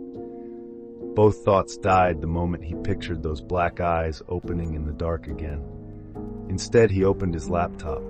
He did not type alien at first. He typed rare specimen, unverified off-world entity, private viewing only, cache first. Messages arrived faster than he expected. Most were obvious jokes. A few were too specific, asking for proof, asking for location, offering amounts that made his chest tighten. He took photos with his hands shaking, careful to keep the face partially obscured. He recorded a short clip of the alien breathing, the long fingers flexing once, the eyes reflecting light like polished stone. Within hours, someone sent a single line that felt like a command. Bring it to auction. The address was not a place name, it was coordinates. The auction was held in a warehouse that looked abandoned from the road. Inside, it was organized like a ritual. Everyone wore long, dark, hooded robes like witches. The hoods pulled low, heads fully covered, faces hidden in shadow. Folding chairs lined up in neat rows. A table sat under a single bright lamp. No one used real names. Ian wheeled the covered crate in and tried to keep his confidence steady. He wore his own hooded coat, and before he stepped under the lamp, he pulled the hood up to cover the upper half of his face. The room smelled like dust, cold metal, and something chemical that stung the back of his throat. When the tarp came off, the crowd reacted like a wave. Robes shifted, chairs scraped, low voices turned into excited noise, sharp and hungry, as if everyone had been waiting for proof to finally breathe. The alien sat upright, wrists bound, head tilted slightly as if listening to a frequency no one else could hear. Black eyes reflected the lamp like polished stone. The bidding started fast. Numbers snapped across the room, louder, higher, overlapping. Someone laughed. Someone slammed a fist on a chair back in delight. Ian felt heat rise behind his ears as the amounts climbed beyond anything he had ever imagined. He tried to smile, but it stuck on his face like a mask. Then the lights flickered. A low hum pressed against the walls. The lamp brightened, dimmed, brightened again. The alien turned its head toward the ceiling and held still. Ian followed the gaze and saw a circular shadow slide across the skylight glass, perfectly smooth, perfectly centered. Phones showed no signal. The outside cameras went black. The crowd did not panic. The noise changed into thrilled confusion, like a room that had just realized the show was bigger than the sale. The alien leaned forward and flexed its fingers against the binding. The rope did not snap. It simply loosened, as if the knots had forgotten how to hold. For a heartbeat, the warehouse exploded with sound. People stood up at once. Some shouted bids anyway, louder, desperate, as if money could stop what was happening. Others pointed at the skylight. Robes swayed in all directions like black water. The doors slammed open without anyone touching them. A bright white light poured in, flattening shadows across the floor. Silhouettes moved inside that light, tall and slender, calm and precise. The crowd went silent in a single breath. The alien stood, unbound now, and walked toward the light as if it had been called home. Ian tried to step forward and could not. His legs locked. His mouth opened and no sound came out. He watched the alien disappear into the brightness, watched the silhouettes turn, watched the light fold inward, and then the warehouse was only a warehouse again. Ian stood there under the lamp, hood shadowing his face, hands hanging useless at his sides, as if the last few minutes had emptied him out. Ian went home without remembering where he had been all day. He couldn't even remember his own name. Would you ever risk capturing something not from Earth? Comment your answer below, then like and subscribe.